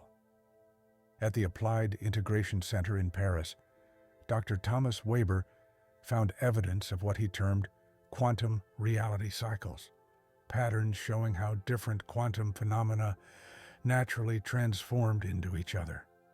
We discovered that quantum processes form a complete circle, Weber notes. Consciousness leads to information, which leads to evolution, which leads to harmony, which leads back to consciousness, all expressing the same underlying reality. The implications extended beyond physics. At the Global Synthesis Institute, Dr. Maya Patel discovered how this unified understanding could transform our relationship with reality itself. We found that human consciousness isn't separate from these quantum processes, Patel reports. We're active participants in the universe's ongoing exploration and expression of its own nature. The research culminated in what Dr. Alexander Kumar calls the quantum completion paradigm. Speaking from his laboratory at the Ultimate Research Institute, he explains, "We're discovering that all our quantum investigations have been revealing different aspects of a single truth. The universe isn't just a collection of quantum phenomena. It's a unified quantum reality expressing itself through infinite variations." These findings transformed our understanding not just of quantum physics, but of existence itself. Dr. Maria Gonzalez summarizes, "We're beginning to understand that all our discoveries have been leading us toward a unified vision of reality. The distinction between observer and observed, between matter and consciousness, between part and whole, dissolves in the light of this deeper understanding. This new synthesis was opening doors to possibilities that transcended all previous limitations. As humanity continued to explore this unified quantum reality, we began to recognize that we weren't just studying the universe, we were participating in its self-discovery. The boundaries between science and experience, between knowledge and being, between understanding and existence, were dissolving into a deeper appreciation of our role in cosmic evolution. The most profound realization," concludes Dr. Castillo, observing the complete pattern in her quantum integration matrix, "is that all our discoveries have been leading us toward a single truth. Reality is an infinite quantum unity, exploring and expressing itself through every observation, every thought, every quantum process. We're not just observers of this cosmic dance. We're integral participants in the universe's ongoing journey of self-discovery and evolution." Up next, you've got two more standout theory right on your screen. If this one hit the mark, you won't want to pass these up. Just click and check them out.